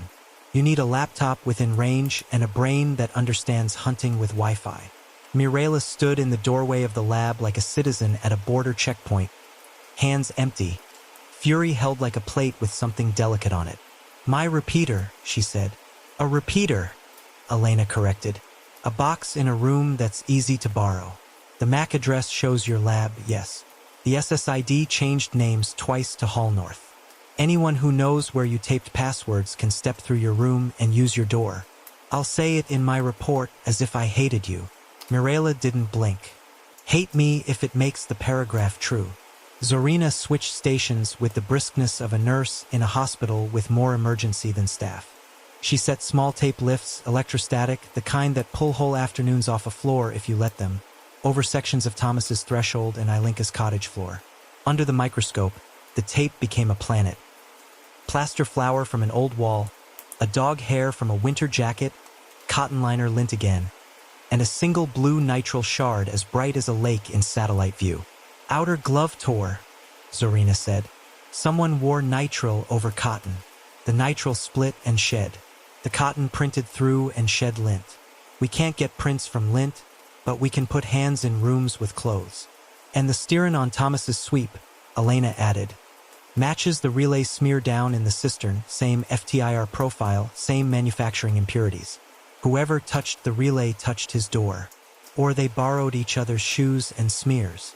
Andre wrote in his square, patient letters, common residue across scenes, Carnauba plus iron filings, 1 octan 3-1 microtrace, cotton liner lint, nitrile shard, stearin smudge, low ppm NH3 in lungs, cistern sediment on boots. He underlined common twice. What about Radu's ravine? He asked, not because he doubted, but because a case is a bridge that must hold every axle. Zorina slid a polyethylene bag into frame. From under Radu's nails, we also took quartz grit and the same Carnauba. From his jeans cuff, we found stearin crush, streaked, as if he brushed his leg on a prepared object. From the lip of his ear, a microcut held iron shaving and fatty smear. He hit something before he fell, or someone introduced his head to something before gravity took over. A mask stand could do that, Elena said, the picture arriving whole.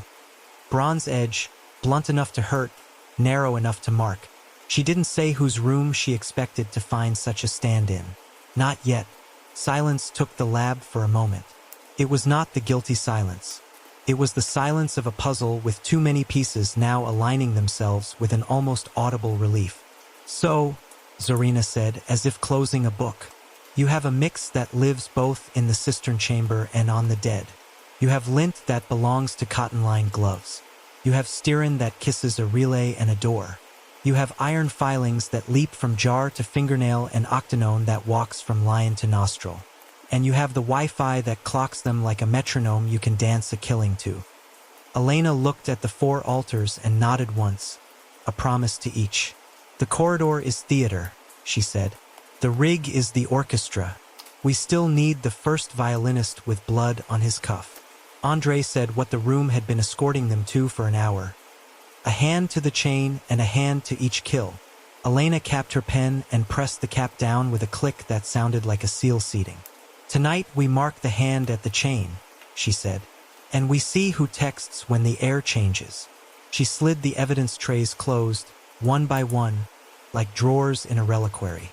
Then we go upstairs, she said, and teach the corridor to name names.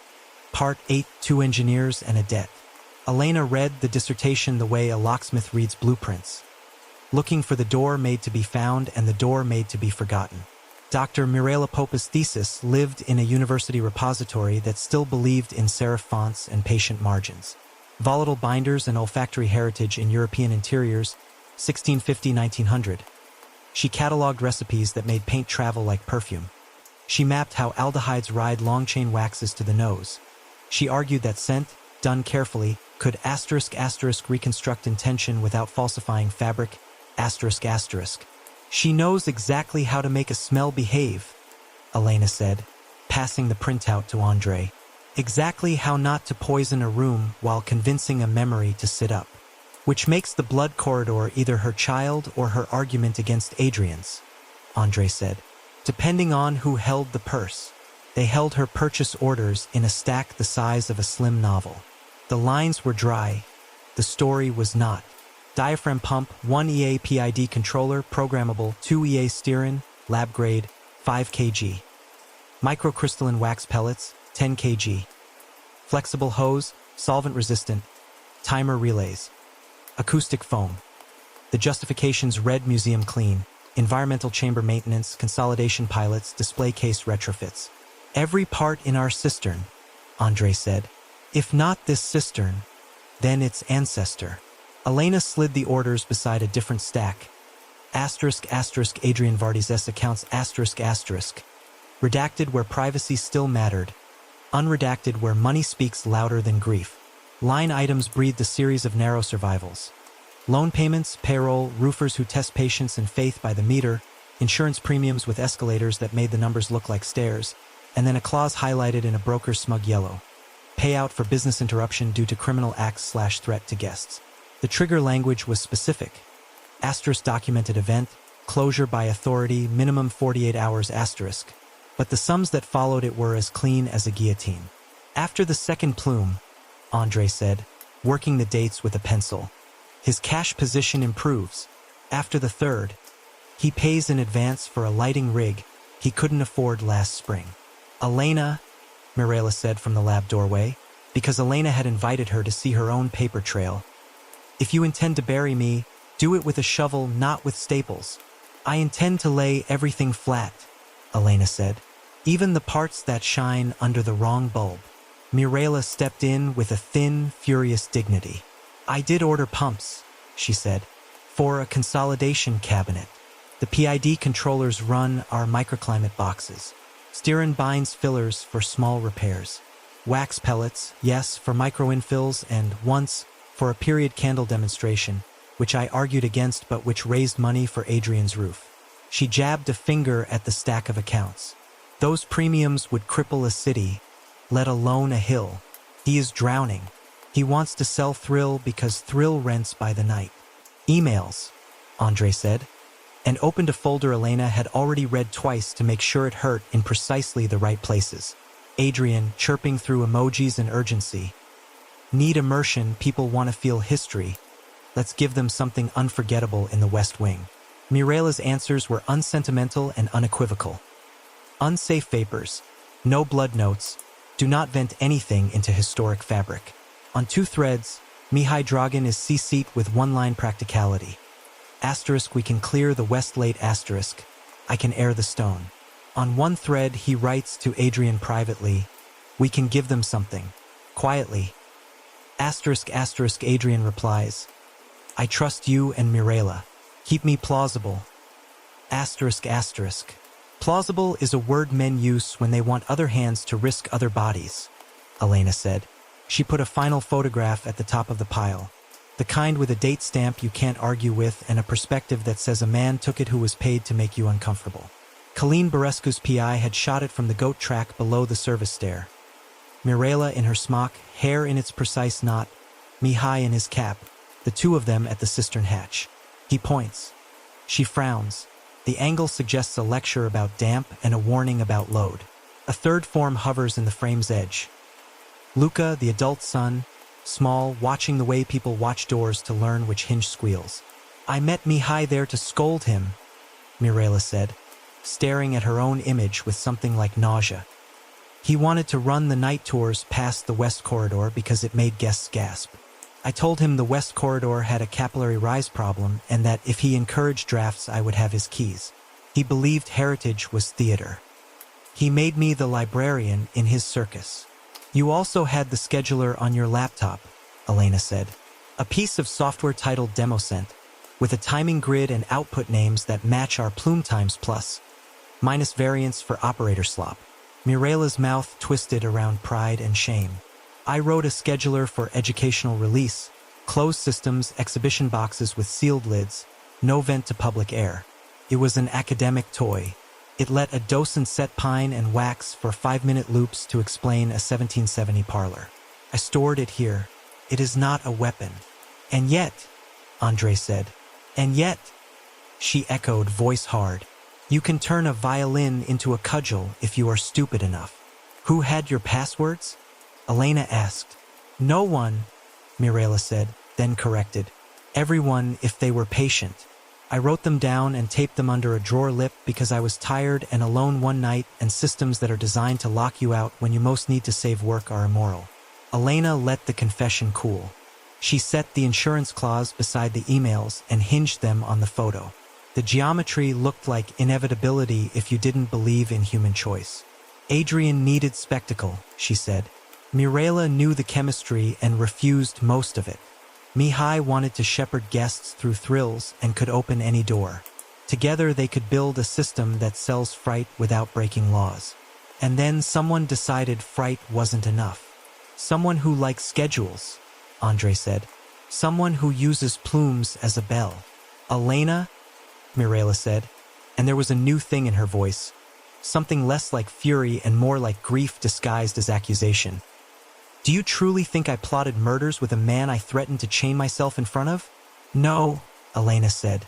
"I think you built instruments and he played them in a key he didn't understand. And I think someone else learned his tune." She set a receipt on the table, one of Adrian's, inked with a petty obscenity. The line item: influencer hosting West Wing, midnight tour, wine and content following the July 29th plume. The check cleared the same day Thomas Reed died. "He kept inviting witnesses," Andre said. "He turned the corridor into a stage and asked them to rate the production. He is guilty of engineering a hazard," Mirela said. "He is not the hand on a woman's face." "Tonight," Elena said, "we will ask the corridor to choose between theater and murder." "How?" Andre said.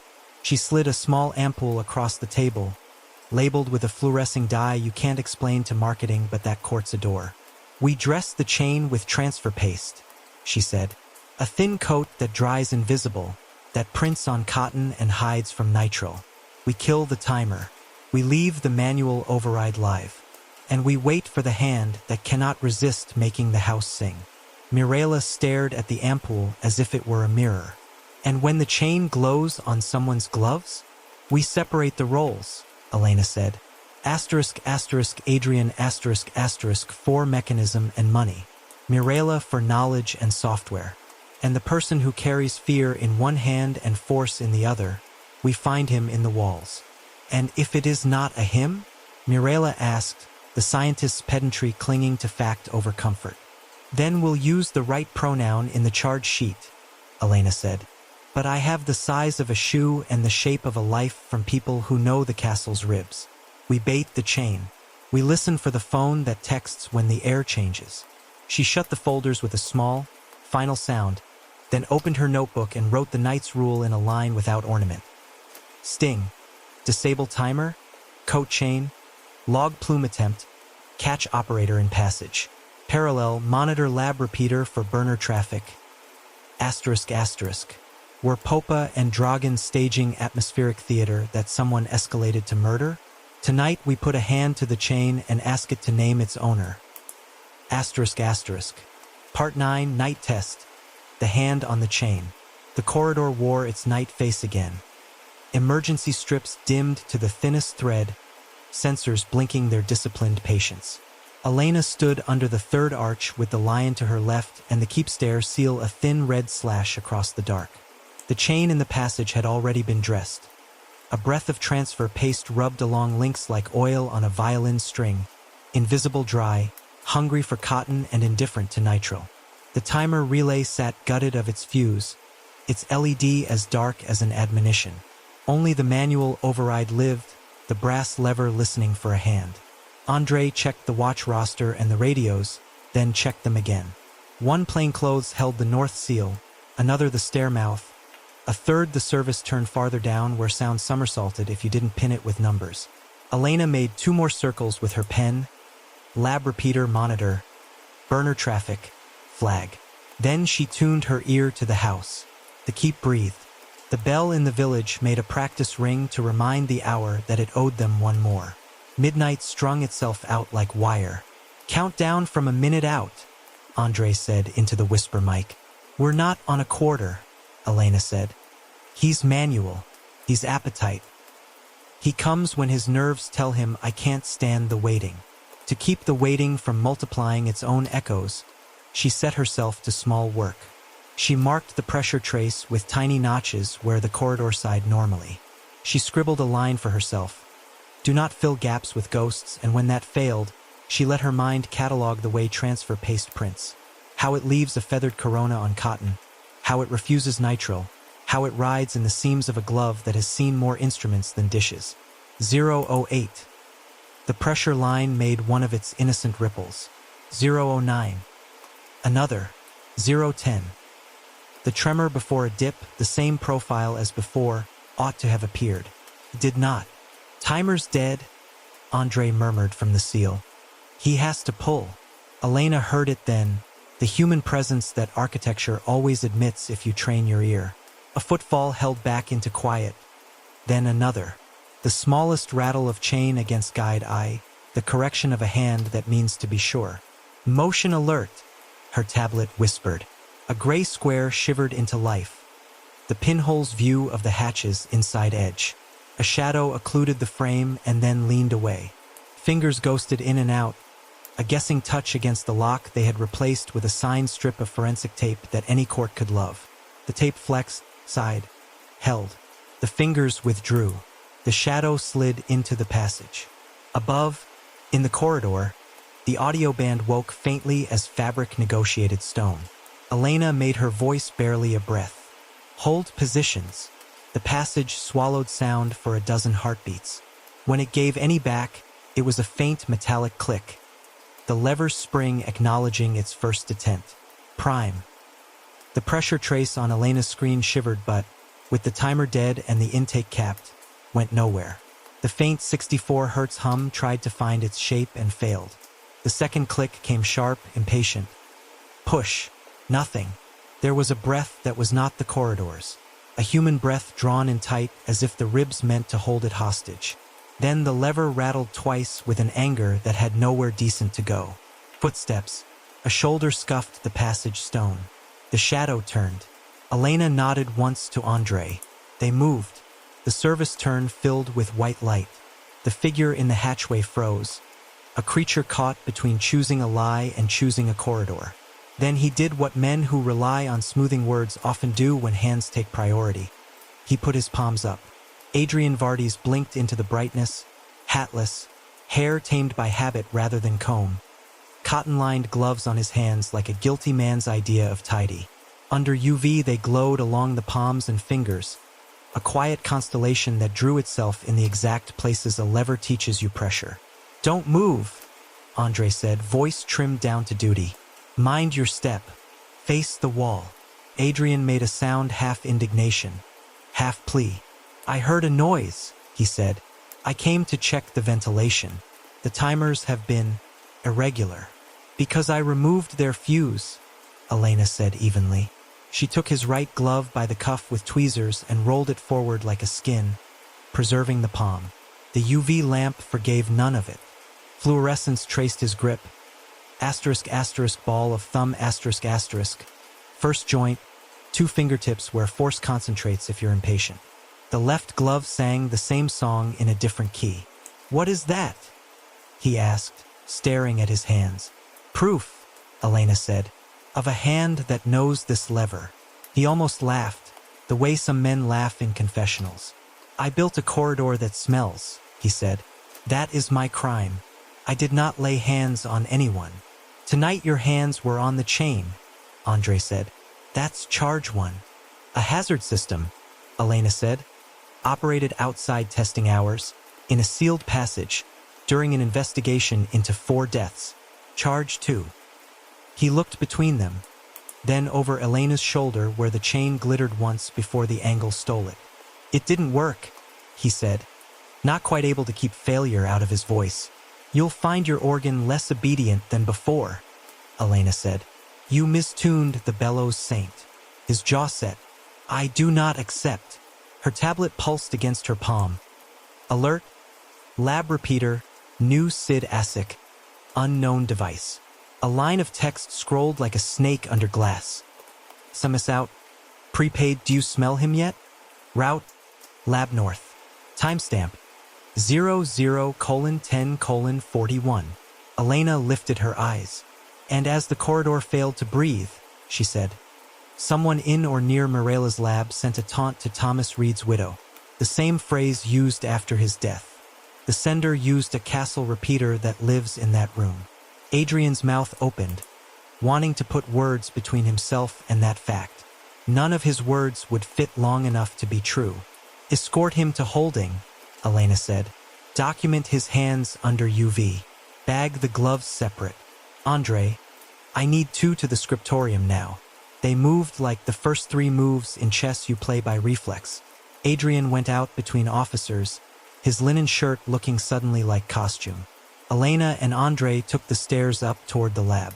The castle gave them its familiar noises. A rope's creak somewhere above, a dove shifting in its sleep, the infinite small erosions of old air on older lime. At the scriptorium door, Elena paused. The repeater sat on the far shelf where Mirella left it when she wanted to test signal fall-off to the west windows. The room itself lived in careful disorder, the solvent cart half-stocked, a brush roll unfurled, a laptop powered but asleep with its blue breath steady. "Lights," Andre said. "No," Elena said. "Dark first." She moved inside with the lamp down, letting shapes bloom at their own pace. The bench under the north windows gave back the lab's usual perfume, alcohol, starch, old book. On the stool, a smear on the seat read as someone's shock meeting varnish. At the far end, a shallow drawer gaped a finger's width. The password tape no longer clung to the underside of the lip. And on the sill, humbly overlapped by a stack of notes about a flaking saint, lay a phone, cheap, anonymous, a burr to any pocket's lining. It wore a fresh battery sticker as if it had been meant to be the next one in a careful rotation of untraceable voices. "Do not touch," Elena said, and even the air obeyed. She moved to the repeater and brought up its last associations from her own logger. "Unknown device, new Mac. Associates 10 minutes and 37 seconds. Disconnects 00:10:49. And in between, the SMS piped across the castle Wi-Fi to the town's cellular cough. Andre angled his head toward the corridor below. "We had Adrian at the chain at 10 minutes and 32 seconds. 2 hands," Elena said. "One for theater, one for message." She let herself look then at the lab the way the guilty must have, at the easy generosity of a scientist's room. Tools left semi-present so tomorrow could continue without ritual. Anyone who knew where the drawer lip held its scotch-tape charity could stand here alone at night with the laptop waking like a tame animal and the repeater offering its door to the hall. "What do you need?" Andre asked. "Footage on this floor," Elena said. "Angles outside the lab and opposite the scriptorium windows. We won't get a face. We'll get height. We might get a hand. And run the carriers for any prepaid activations in the last 2 weeks radiating from this hill. We'll knock on every kiosk in town tomorrow and ask about who buys Sims for cash without looking the seller in the eye." "Text to the widow," Andre said. "We should call her." Elena nodded. "We call now. We tell her she's safe tonight. And we say nothing about what the message said. We don't feed anger with a quote." He stepped aside to make the call. Elena stood in the lab's doorway and let the castle be a map again. Hand on chain. Adrian, documented, fluorescent. Hand on phone. Unknown, fast, comfortable in the scriptorium. Mechanism. Cistern wired for breath, timer disabled. Plume attempt. Failed. Text. Succeeded. The orchestra had lost its violin, but the taunter still had his whistle. And there was a third thing. The particular hum that lives in the wall even when machines aren't running. A memory sound. She put her ear to the stone between lab and corridor and heard only what any honest stone says. Wait. Andre came back, having left the widow with a gentle lie about routine checks and reassurance. She said a stranger called her dear in the message, he reported. They always pick the wrong intimacy. Elena lifted her pen. We have 2 paths, she said. One leads to an owner who designed a problem and profited from it. We've put his hands where they belong on the chain. The other leads into the walls. A person who can move unseen, who knows when the house is distracted by spectacle, who uses the lab's door because it is open to anyone who has watched Mirella be tired and kind. And we still don't have a face, Andre said. We have a reach, Elena said. The camera outside Thomas's room made his visitor look legless because height can be lied about by lenses, but hand on rail is honest. Small adult. We have a shoe print on a battery lid with a truncated heel, a lift or a modification. We have a life that sits within Mihai Dragan's shadow but not inside it. She wrote the name she had underlined twice in private today and did not speak it. Luca. A murmur came over the radio. One of the plainclothes at the North Seal, voice pitched half a step higher than men prefer when they're on duty. Movement in the West Passage, he said. Small, fast. Didn't break tape. Might be a shadow. Or a man who fits where a cat fits, Andre said. Elena let the line hang and didn't tug. We push him, she said. Not tonight. Tonight we boxed the organ and painted a set of hands. Tomorrow we go into the walls that aren't marked on the tour plan.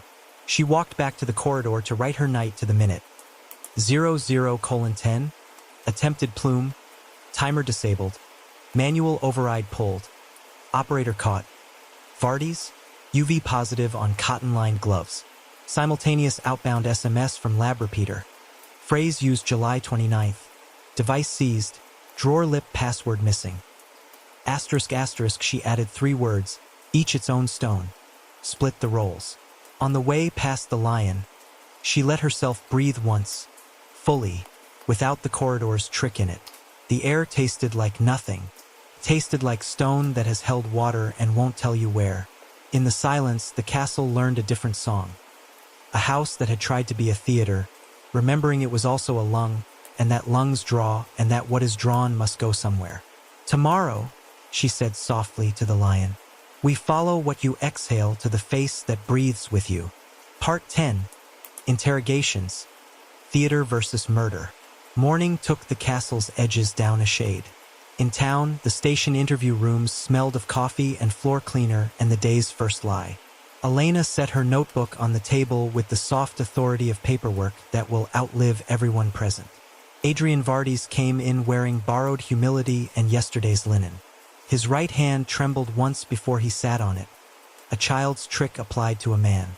You know why you're here, Andre said, a neutral country. I know you like theater, Adrian said. Let's stage one. Elena slid the UV photographs across. His cotton-lined gloves lit like constellations, transfer paste bright along the thumb ball and fingers. Beside them, A still of him in the service turn, lever shoulder high, face turned toward the chain as if it might bless him. You operated a hazard system during an active investigation, Elena said. You built it. You profited by it. For people are dead. He looked at the gloves as if they belonged to a previous owner. I commissioned an immersive effect, he said. A smell in a corridor that pretends to be history, because people pay for that. It was never meant to kill. The organ sings. Tourists gasp. Donations rise. The roof stops falling in my soup. The deaths. He spread his hands. I told Mihai to stop after the guide died. He didn't. He liked running nights. You told him to stop, Elena said, lifting a page. And then you sent Midnight Tour West Passage to VIPs after the next plume. You have an insurance clause that pays you when the castle closes for criminal acts. Our closure paid you. His eyes flared. Shame or rage at being read. Do you want me to confess to murdering my steward for an insurance payout? He asked, incredulous and almost thrilled. I want you to confess to what you did, Elena said. You pulled a chain. You told the house when to breathe fear. You invited witnesses to make sure the fear traveled. Someone else walked under that clock and killed. He sagged, the posture of a man who has found the smallest island in a storm and decided to build there. I trusted Mihai, he said. He was the castle's memory. He and the conservation scientist, Dr. Popa, made it work. I wrote emails that made me plausible. Is that a crime? It's two, Andre said dryly. We'll write them clearly so your lawyer can read them. Asterisk. Dr. Mirela Popa entered like a woman refusing the roll wardrobe assigned her. She moved her chair herself, aligned it with the table, and folded her hands as if ready to dissect a frog. Elena placed photographs without preface.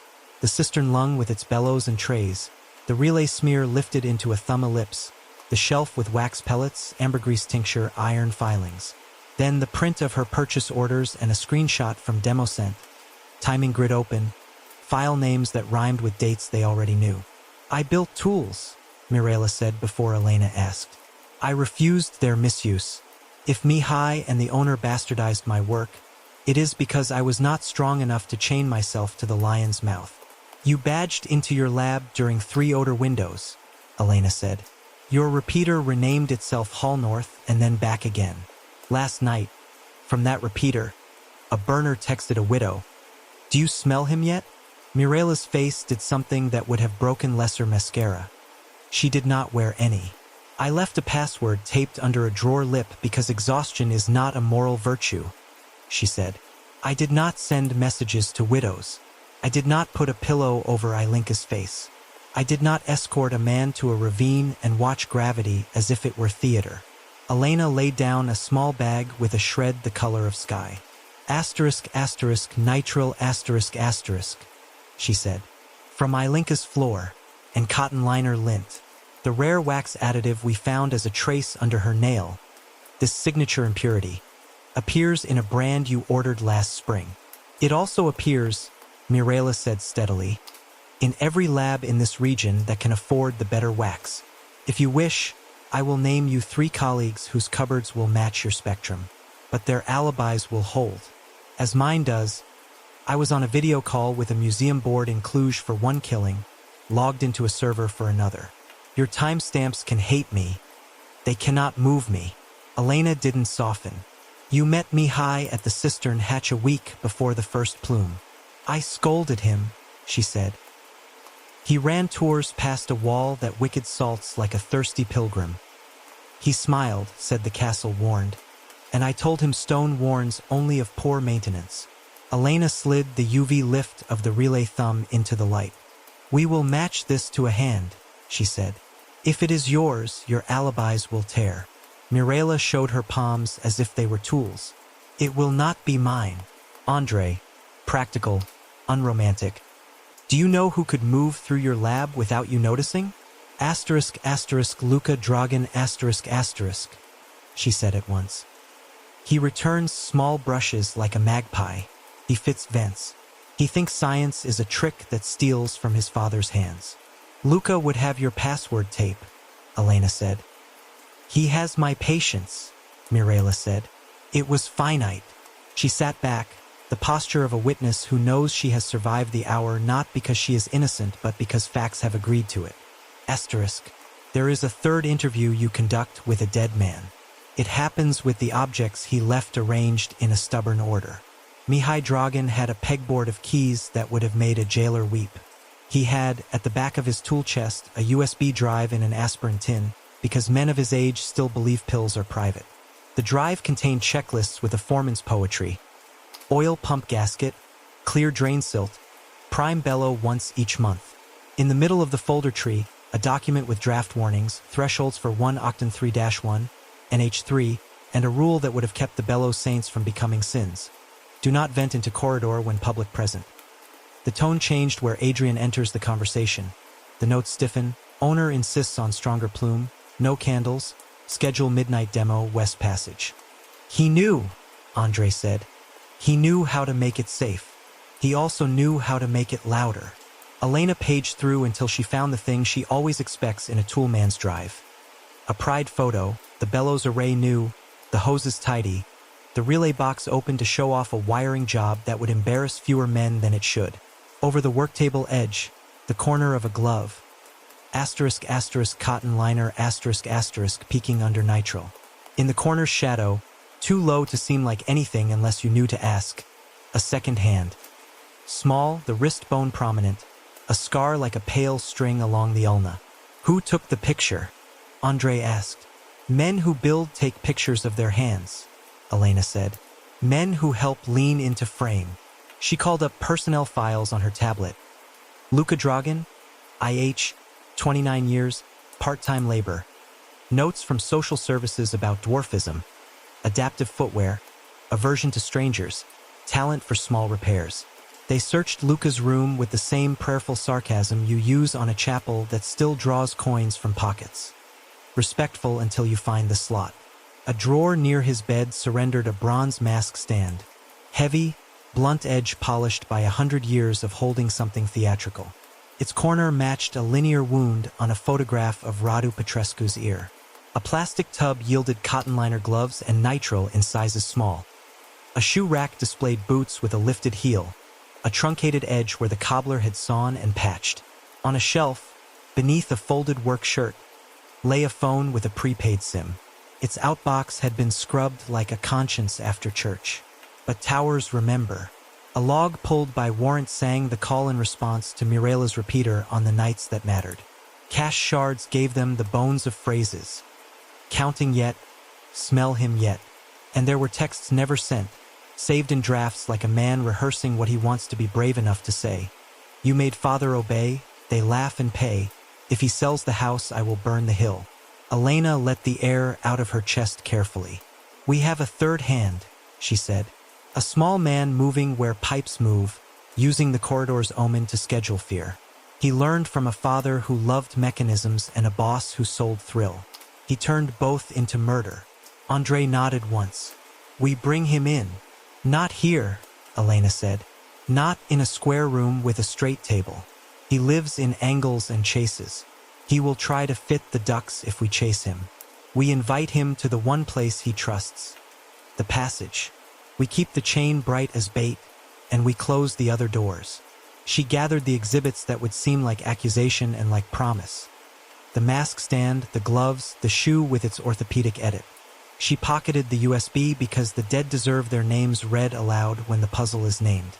On her way out, she paused by the evidence locker where Adrian's gloves lay waiting for court and Mirela's logs waited for context. She wrote the day's summary in the hard, unadorned script she used when a case began to pass from fury to procedure. Adrian, commission plus operation, chain, plus financial motive. Mirela, knowledge plus apparatus plus resistance. Alibis hold. Mihai, engineering plus safety notes compromised by owner pressure. Third actor, Luka, movement in walls, burner use via lab repeater. Residue plus footwear plus object match. Drafts indicating intent. Asterisk asterisk. Then she closed the notebook and felt, for the first time since the lion breathed, the case's weight shift from omen to arrest plan. Part 11, the third hand in the wall. They set the house to its own proportions. Doors at human scale shut and sealed. Doors at rat scale left whispering. Elena signed the last tape at the north end of the west corridor and laid her hand flat to the stone. The pressure inside the wall felt like nothing, which is what good traps feel like until they spring. Positions, Andre said over the whisper net. 2 plainclothes in the keep stair. 1 at the lower gate by the guide's cottage. 1 in the scriptorium, dim lights, laptop set to a fake login that would accept the first 3 characters and then ask politely for the rest forever. Elena and Andre took the service turn where chain, lever, and the hinge of the whole case lived. Remember the ducks, Elena said. He won't run away. He'll run through. She had scaled the plan to Luka Dragan's life. A castle as a network of negative space. The standard routes were choked with tape and officers. The small routes, the unindexed mouths behind radiator grills, the gaps between a rib and a conduit were left clean. In one of those she had placed the most irresistible of all lures. Not the chain, which was now history, but the USB from Mihai's aspirin tin, slid into a gap just inside the scriptorium's vent, label edge showing like a tongue. On the drive, she had left the safety thresholds and also, by honest accident, a photograph of Mihai smiling beside his bellows, hand on Luka's shoulder. "Don't talk to him," Andre said softly. "Not at first." Elena agreed. "You don't talk to a cornered creature with a map. You show him exits and let him choose your hand." The first move came from the lab, quiet as a confession. The repeater chirped a new association at 2116.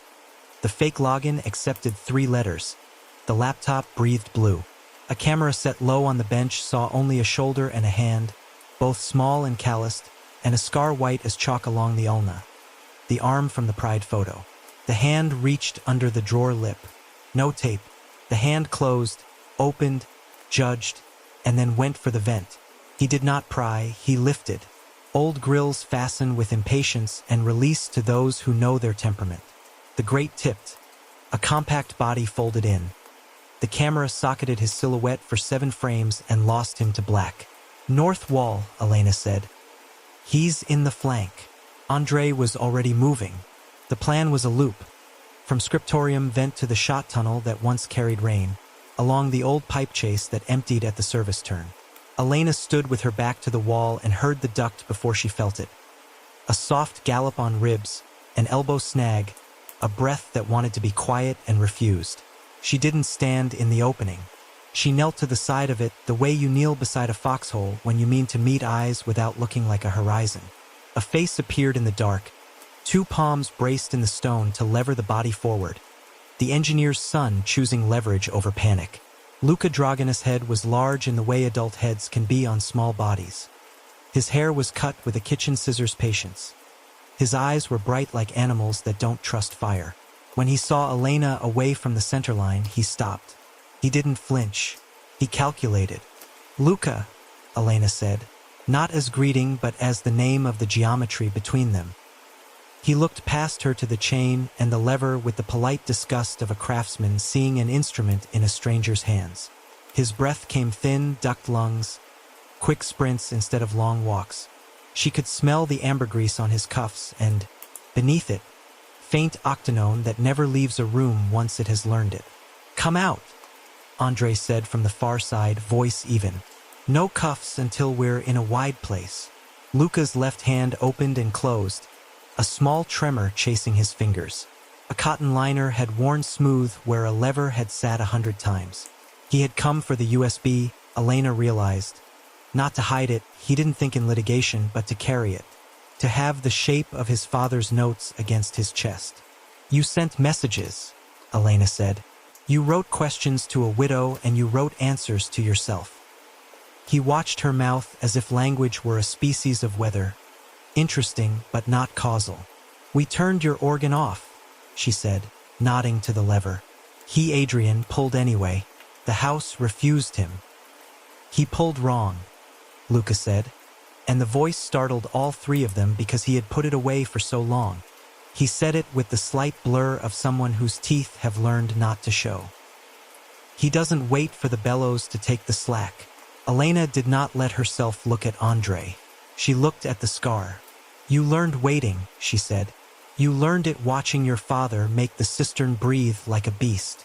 Luca's eyes lifted to a place behind Elena's head, the old way he'd learned polite disobedience, fixing gaze on a saint's foot while a foreman spoke. He taught the pump, he said. He kept the rules. He said, never when the people are there. Never red. Only brown. Only old. The man in the tower. He flicked a glance up and away toward Adrian's office. He said, more. He made father take guests at midnight and laugh at the smell. And you didn't like them laughing, Elena said. They laugh and then they break, Luca said, and for the first time something like feeling crossed his face, a sudden buckling of the skin above the nose. They laugh at him, at me, Radu in the ravine, Ilinka in her cottage where theater had followed her home, Thomas in the room with a latch that thought itself a lock. The schedule had been a bell. The kills had been answers. You can come out, Elena said. We can read your father's notes together. We can say his rules out loud. Luca set his hands wider in the duct and pushed himself forward another handspan. He meant to stand. He meant to bolt. He had not yet decided which corridor to trust. Andre moved into Luca's sightline and did one of those mountain town miracles Elena pretended to disdain and secretly admired. He made his face smaller. He dropped his chin. He set his hands where Luca could see them and not feel dwarfed by scale. We'll walk, he said. We won't touch until the steps get wider. Luca measured the promise and came to the edge of the duct. His boots slid into view. Asterisk asterisk lifted heels asterisk asterisk, truncated at the back, soles stippled with the fine carbonate of the cistern. He pivoted, the practiced hinge of a man who has spent his life negotiating thresholds built for others. Elena and Andre stepped back together, letting space grow. Then the castle played its oldest trick. It breathed. A draft, honest, from a door 3 rooms away, twitched the tape on the keep stair. The tape made a small sound like paper losing patience. Luca's head snapped to it. His ribs closed his lungs one notch tighter. Flight writ itself back into him like a habit. Luca, Elena said quickly, if you run the ducks, you will choose speed, and speed always chooses down. Down is the cistern. The cistern is taped. I will be there waiting for the part of you that loves machines. Stay up here with the part of you that loves your father. It was a gamble that insulted dignity. She knew it. She let herself be shameless. He flinched as if struck and then, like every person who has ever been begged not to become a ghost, he made the decision that carries the weight of a name. He stepped out. Andre slid the soft cuffs on without ceremony. Elena stood close enough to be a wall, not a hand. Luca did not fight. He scanned the chain again, the lever, the marks of fluorescent paste he couldn't see without the right light. He pulled wrong, he repeated, but the fury had leaked out of it. It sounded like a tune he no longer wanted. On the walk to the interview room they used for boys and old men, softer chairs, lower table. He spoke once, as if the words had been in his mouth overnight and had to be given to air before they cut him. I wrote counting yet, he said. I wanted them to be awake. I wanted them to feel the bell, so they would know it was coming. So they would be afraid, Elena said. So they would deserve it, he said, and now the fury was back. Not at the dead, but at the arithmetic that had delivered a castle to men who sold smell as a ticket. They bought the hall. They bought him. He said no. He said yes. He said. He ran out of quoted words and made a sound like something hard turning in a narrow pipe. In the room, Elena set the bronze mask stand on the table and let its dumb, heavy logic sit between them. Luca's eyes found the blunt edge, then lifted to her with a sudden honesty that made him look younger. He laughed, Luca said. The contractor. He laughed at the smell like pigs. I was tired of laughing. I had the stand. He went where the wall is broken. I pushed. He talked on the way down. And Ilinka? Elena asked. She told your father to stop the circus. He stared at the table's edge, a small shift of eyes rather than the whole head. She told him to stop, he said. She would have made him small in the village. She would have made him sorry. She would have made him leave with me. His voice changed on the last 2 words, the way rooms change when a window is opened. We were not leaving. And Thomas Reed? He made videos, Luca said. He filmed the smell and posted words like a prayer, asterisk authentic, blood, real star. He came back to his door and I wanted to hear him breathe without words. He breathed under the pillow like a rabbit. He said it all without swagger, which will carry as much weight in court as an oath. Elena laid the USB drive on the table. The label turned so the handwriting faced him. 1, prime/2. Push, Mihai's block letters. The pencil ground into the paper by too hard pressure. Luca's hand went out, stopped at the cuff, curled back. You can read it with me, Elena said. After you tell the recorder what you told me. After you let your father be a man who built something he shouldn't have, and not a ghost who taught you to kill. He swallowed, a small animal movement in a narrow throat. Andre began the slow ritual that turns words into evidence. Time, date, names. The reminder that this statement would be read again under lights colder than these. Luca nodded when asked if he understood. When asked if he wanted a lawyer, he said, later. Not from craft, but because he did not want anyone between himself and the math he had been hiding in. He told the story as if it were a maintenance log. Nightly checks, pulls of the chain, the way the lion's mouth warmed when the bellows were right. He placed Adrian at the lever often. He likes the sound, and Mirella in the door to scold. She closes the room with her hands. He confessed to the texts because he liked the way words moved women in town and men in beds. He confessed to Ilinka in a whisper and to Radu in a voice flat as the tray where he kept fasteners. On Thomas, he paused longest, as if spelling a hard word he did not wish to be known for knowing. He said Mihai would have stopped him if he had known. Then he contradicted himself cleanly and said Mihai would have stopped him if he had looked. Did he look? Elena asked. No, Luca said. He loved the machine. When it was done, Elena turned the USB in her fingers and slid it across until it touched Luca's cuff. He could not take it. That was the point. But he could feel it through the chain. We'll get you water, Andre said, standing. Then we'll call the prosecutor. Elena stayed a second longer. She let the quiet tell him what the next room would be like. Then she went out into the corridor where the walls were ordinary and the air smelled of soap. For the first time since she stepped under the West Wing vault, she let herself think the sentence she saves for the hallway outside the room where confessors sit. We have him. Outside, the hill breathed like a living thing under sun. The castle had one more story to swallow, and Elena had one more scene to set. A closing that would reseat the organ's teeth, still the lion's mouth, and leave the hall ready for the only smell stone is supposed to carry. Dust, cool and clean as a ledger. Final part, iron on the air. Paperwork is the last weather of a case. It arrives in fronts and clears the sky. By noon, the hill wore uniforms and sober suits. The town wore rumor. In the interview room for boys and old men, Luca Dragan signed his statement with a grip that tried to be steady. A prosecutor from the county sat opposite him and measured words into crimes. Multiple counts of murder, she said, aggravated by premeditation, use of a hazardous device. He nodded once, the way men nod to rain when they don't own a roof. His gaze drifted to the USB drive as if it could be warmed by staring. Outside the glass, Adrian Vardes paced a short rectangle and learned that a corridor could be a cell even when it had windows. *** reckless endangerment ***. The prosecutor told him, *** criminal conspiracy ***. Fraud tied to your insurance clause. Obstruction by operating a device under seal. He offered a lawyer's repertoire, intentions, immersions, roofers, and found that none of them supplied oxygen. Dr. Mirella Popa arrived with counsel and a spine like iron. The charges against her dressed themselves with care. Unsafe installations, evidence tampering where her software met the corridor's breath, negligence for passwords taped under drawers.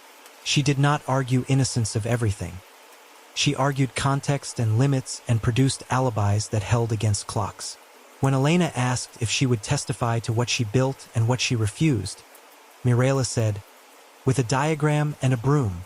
The broom, Elena understood, was for sweeping her discipline clean once the court had done its part. The prosecutor nodded and marked reduced charges contingent on cooperation. In the West Corridor, where myths had been taught to act like weather, the technicians came in soft shoes and carried patience instead of hammers. Elena stood with Doamna Corbia and watched the bellows come down the way lungs come down from a ventilator at last. Not with drama, but with a gratitude someone else writes into a chart. They bagged the diaphragm pump, its baffle, its timer relay, all the orchestra that had pretended to be a ghost. They lifted flaking coagulum and poured it into vials that would later testify to what blood smells like when it is old and bullied by heat. Elena signed the seals and imagined the equipment mounted in court, the grill enlarged on a screen, the UV lifts glowing like small cosmologies. Zorina Valescu traveled up the hill to walk the jury through molecules. Asterisk, asterisk, hexanal, asterisk, asterisk. She would say, pointing to a peak. Is fat learning to speak? 1 octan 3-1 is the mushroom that lives in blood. Pyridine is the whisper in hospital hallways. These compounds are not prophecy. They are chemistry, and someone rendered them like a perfume to sell fright. The audio band would hum 64 hertz in the speakers. The thermal smear would glide out from the lion's mouth. The pressure trace would dip its 2 pascals, tidy as a bow. They sealed the cistern with mortar mixed by a mason whose father had taught him to respect water. The chain stayed in evidence, the lever too. Doamna Corbia traced a circle in the air over the hatch as if to bless stone back into being stone. What will the corridor smell like now? She asked, dry but honest. Like limestone, Elena said. Like dust that mines its own stories. In town, Thomas Reed's widow answered the door with courage beyond fairness. Elena did not say the taunts out loud. She said, "It was a man who wanted you to believe the hall saw your husband. It was not the hall." The widow pressed a hand to her mouth and nodded and said she would stop waking to check if the room smelled like metal. It wouldn't. Memory would, and that was another craft entirely. At the guide's cottage, Maruna Sava listened to the part of the story that could be told without breaking the stern rules grief sometimes demands. She stood a long time with her hand on the chair where Ilinka had left her sweater. "He used the smell as a bell," Maruna said, voice low. "He called them to his hour."